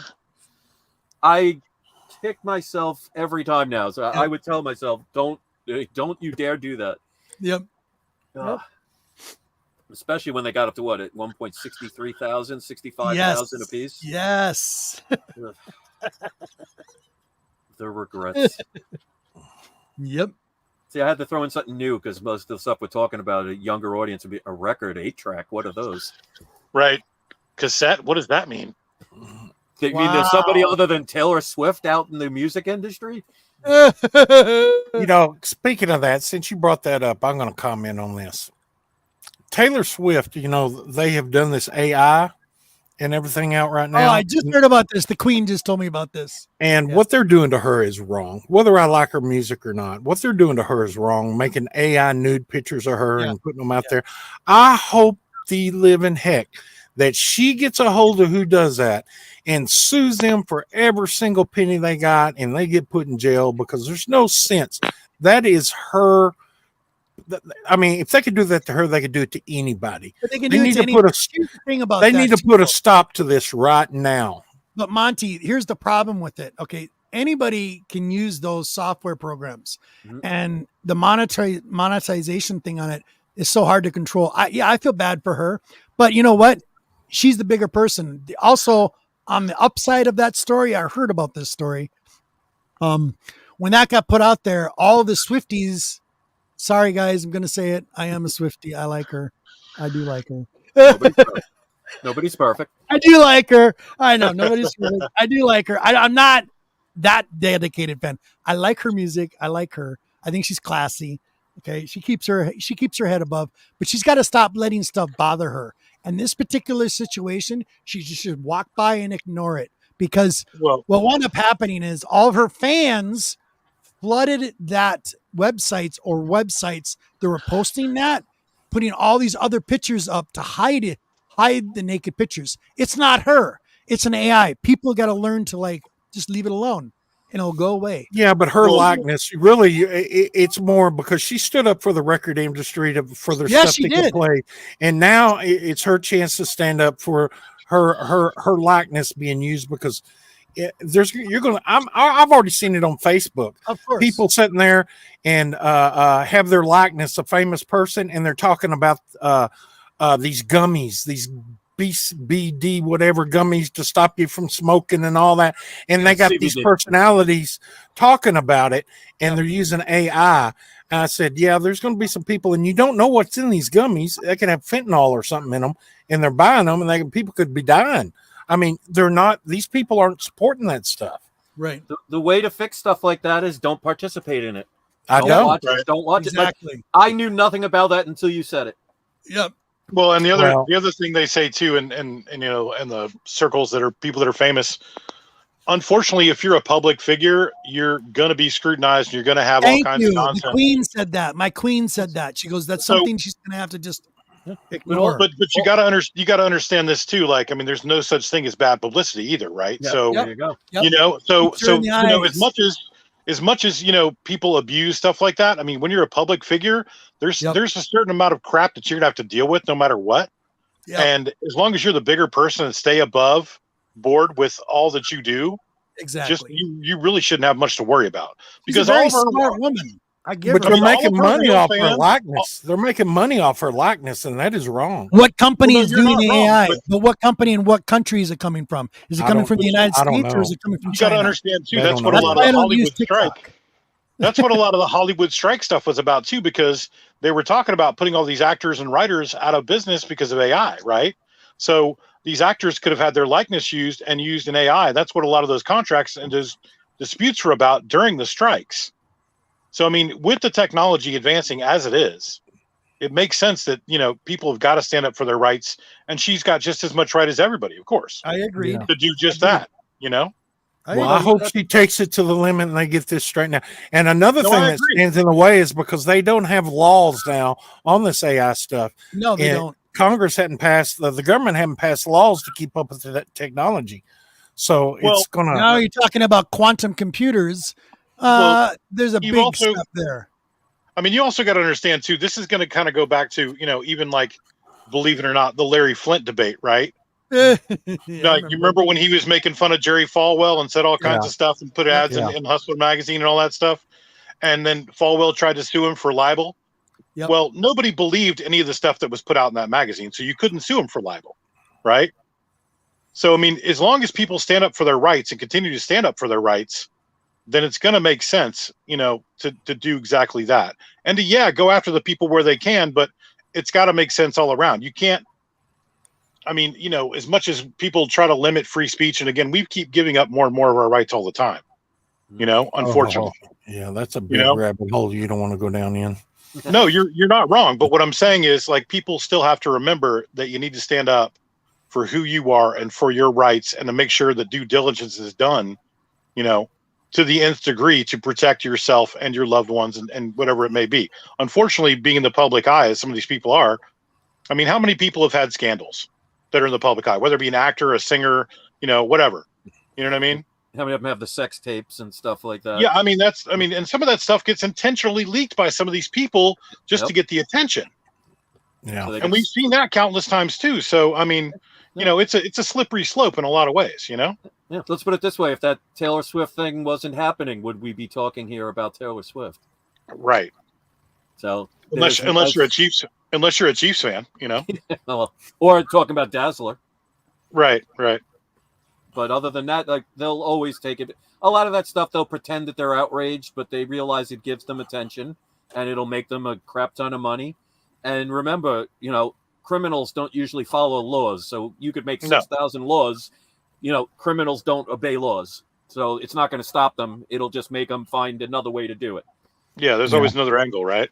Right. And I just don't think I like this AI stuff when they're doing this, because it's just a lot of people are going to believe stuff that is not. People believe it stuff anyway. Yeah. It's just a different way. Yeah, that's why you got to, like, really do your independent research, or really, go out and, like, look at some different things in its own light, in its own way. There's like 16 sides to every story. It depends on your perspective and who's telling it and where it's coming from, and you got to do a little fact checking and actually do some research on your own and make good decisions based on your research and your independent thought. That's the main thing. Do your own due diligence, which unfortunately most people don't do because it's difficult. That's why. It's also easy. You know what I mean? It's also really super easy. If you don't want to, if you want to just believe what anybody tells you, then so be it. You do. Quiet enough sayer. Just a little comment on that. Did you know ABBA was one of the pioneers of the music videos back in the day? They were one of the first that, before MTV, that was putting out music on TV for videos. ABBA. Yeah, before MTV Music was about the talent. Yeah. Yeah, that's what killed Christopher Croft's career. MTV. Yeah. Well, I also killed Billy Squires when he did that daggum video of him dancing like a ballerina across his bedroom, and his career went after that. You guys ever see I think it was Mick Jagger and was it Billy Idol, or I forget who it was. They were doing Dancing in the Street. There was a video of them. Wasn't that Tina Turner? No, it was either David Bowie or it was David Bowie and Mick Jagger. It was Bowie and my God, I remember watching that video as a kid. I'm like, what the hell's going on with these? Well, don't you remember the very first video MTV ever did? Music video? Video killed the radio kid star. Radio star. That's a trippy video. If you haven't seen it, go watch it, guys. And maybe I'll get the name right, but one of the biggest videos that blew up and was a pioneer through MTV was what was the guy that had the Simply Irresistible? Robert Palmer. Robert Palmer, and they had all the cartoons. The other one, Sledgehammer, and all that. They had was Peter Gabriel. No, I think you're thinking about the Genesis song when that was Peter Gabriel. Peter Gabriel. Yeah, those two artists with those two broke the MTV right there. The most popular. The Simply Irresistible. Seeing those girls sitting there dancing and everything, him coming out singing, it just crazy. Fish heads, eat them up. Max Headroom. I remember that. That's funny, Client. Oh my goodness, that's awesome. Now, how good is this on a comic book channel? We've talked about everything but comics. Yeah, I know. I know. Talked about a little bit of everything. Because welcome to my world. Because new comics suck. I'll tell you that right now. I'm sorry. Well, not all new comics suck. There are some hidden gems out there. There's some hidden gems out there. There is some good ones. Like I like Philadelphia. I like a lot of stuff that Rodney Barnes does. Excellent work. Excellent stories. Wow. Very good. I like the new stuff that come out in the 70s, 60s, and 50s, 40s. Of course. I'm still getting new stuff every day. Of course. As they say, even a broken clock is right at least twice a day. So, which most people would never get that reference because everything's digital now. Right. No, collector's inventory. Something about ABBA too. Did you know the group ABBA made more money off the play Mamma Mia than they ever made off their band ABBA? Wow. Yes. They made more money off that play Mamma Mia than they ever did their whole career at ABBA. We're in the wrong line of work. Yeah. Ugh. I shall return. I've been drinking a lot of water. Okay. Chris, this was awesome, buddy. I can't believe we're almost on the 4-hour mark. Right? Yeah, this is about the halfway point of when I was doing my videos. 8 hours every time, and you'd never know it was that long. I know. Good news, bad news. My phone's going to die here at any time. So is it? Well, we're going to be cutting it down pretty soon here. Yeah, because I got to get going in a little bit because I got I feed like 25 stray cats and can't let them wait. Yep. 25 stray cats. Jeez. Yeah. I don't want to see that litter box. Good Lord. Well, they're strays, so they're outside. So well, that's good. Yeah. Okay. Cool. I still don't want to see that sandbox. Good Lord. Yeah, I try never to walk outside barefoot. Yeah, no doubt. Okay, let's wrap this up. Boys, Roman, you got anything you want to talk? Anything you got coming up, buddy? As long as he's unmuted. I heard him. He's not muted. He's just far away. Roman. Did he fall? Roman. I was messing around at the stove. I'm sorry. Hey, buddy. You got anything coming up? Doing any shows? You guys with the vintage stuff tonight on Strictly Comics channel. They're doing a vintage off. So yes, that that's just golden, silver, and bronze age books starting at 8:30. Yep. They're doing that tonight. That should be interesting. So if you want history lesson. Yep. You know, send the old guy over there white gloves so he can talk with them about golden, silver and bronze age books only. And maybe they have a couple platinum. I know they have some nice books out there though for the old heads. Yep. So that's all that's going on with me. Other than that, nothing. Okay, waiting for tomorrow. Waiting for my revenge game tomorrow. I've been waiting 41 years for. 1983, the San Francisco 49ers beat the Detroit Lions 24-23. We missed the field goal in the playoffs, but 5 seconds ago. So I've been waiting 41 years for this game. I got my bets. I got my bets in from the casino. Go Lions, go Chiefs. Good luck to your Lions, buddy. Good luck to your Lions. What's your prediction for the score? What's your prediction for the score? 35-31 Lions. Everybody write that down. Right. 35-31 Lions. Whatever. I just want us to win. Right. They got a good, talented young squad. So that's it. 41 years. I posted something today. If you want to watch the video from that game, it's probably when they call it one of the legendary games. So it's one on YouTube for about 18 minutes. Highlights and stuff. Okay. I brought 1983. Our coach did like this with 5 seconds left in the game. He did like this, and he did the prayer. And we always regretted seeing Monty Clark do this. Field goal. And we just I'm just we in a state of calm right now, waiting on tomorrow. The city is in a state of calm. Sure. Waiting on tomorrow. Waiting on tomorrow. We in a state of calm. Yeah, I got spoiled when I moved to Florida because when I moved to Florida, the Tampa Bay Devil Rays won twice of the World Series, and the Tampa Bay Buccaneers won the Super Bowl back-to-back. Yeah, that was with John Gruden years, right? Nope. Wow. So I brought the good luck to Florida. Cabrera. Not this year, though. He was on the team, though. Other than that, no, I haven't watched the vintage auction in a little while. I watched Heart of Stone last night. That was that Gal Gadot movie on Netflix. And which one? Which movie? Heart of Stone. Okay. Had a Avengers James Bond vibe to it. Okay. Avengers James Bond vibe to the, it's Was it somebody good? above all the government. There's an agency above all the government agencies that can save everybody. Was it good? It actually was good. She's actually good. Okay. And I finished watching Lincoln Lawyer Okay. last night. How was that? The series. 2 seasons. I just finished 20 episodes. I mean, that was good too. So I think I'm getting ready to go watch. I got time. I never watched it. It's time to go ahead and get my Mission Impossible on. It's for free now. I've been waiting for Mission Impossible to be free. Yeah, that's what I'll wait for too. I won't buy it. If you got Paramount Plus, it's on Paramount Plus. Yeah. Well, Paramount Plus is the worst app or whatever you want to call it, pay per view or whatever that hell whatever it is the worst ever. Both my TVs have problems picking it up. Both my TVs have problems picking it up, and that TV behind me kicks out Disney Plus. So I have to go in the bedroom sometime to watch Disney Plus.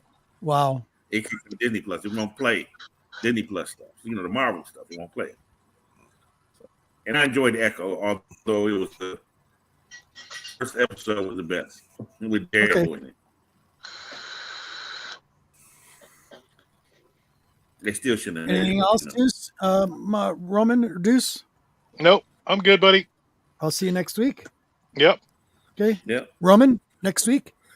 Yep. I have my alarm clock set for 1 o'clock. Okay. Oh, it won't be 1. It'll be 12. Normal time. No, 1 o'clock us. Yeah. Your time. Yep. You got it. Okay. As you can see, I'm up all night now. I'm on midnight schedule now. I go to sleep when the light comes on. I done messed it up for you now. I go to sleep. I really haven't been to sleep. I was watching TV all night. Then I dozed off about 10. Are you taking care of yourself? You taking your meds and all that? You good? Yeah. Good. It's just on the wacky midnight schedule. So, Okay. the snow came here in Michigan. I just went outside for the first time in 3 weeks. Make sure you're reading the directions. Snow, what's that? Yeah. No.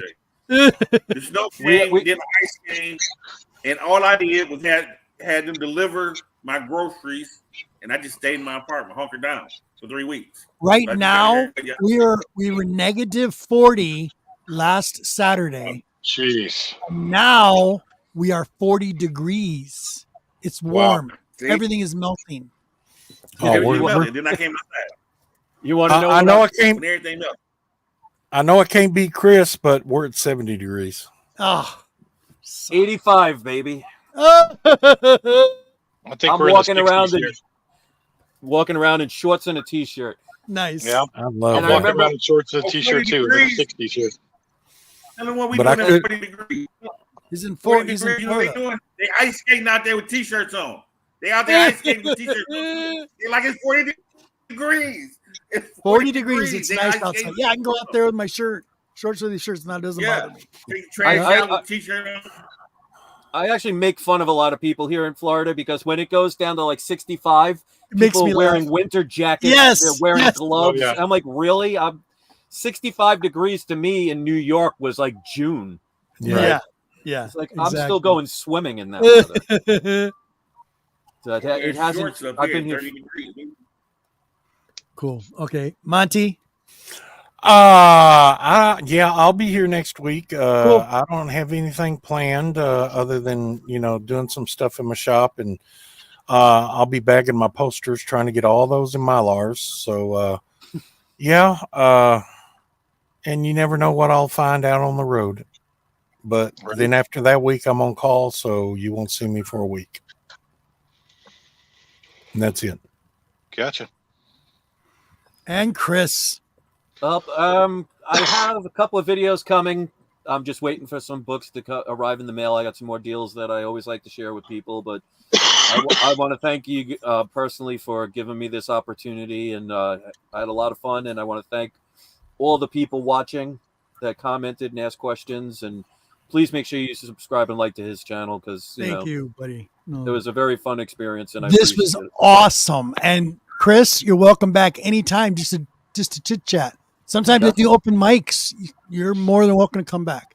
I may sneak in. We love it. And with that said, let me get not now, Bug. Can you wait a minute? Now, see, my dog has to go outside now.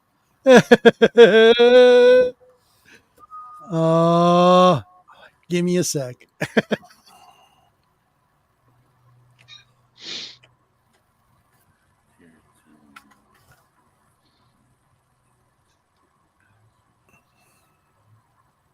A moment of silence for everybody. Right. Bow your heads. Right. Hey, while we're waiting, since you were talking about the Golden Age, I'll show one last Golden Age book that I got that I wanted to show.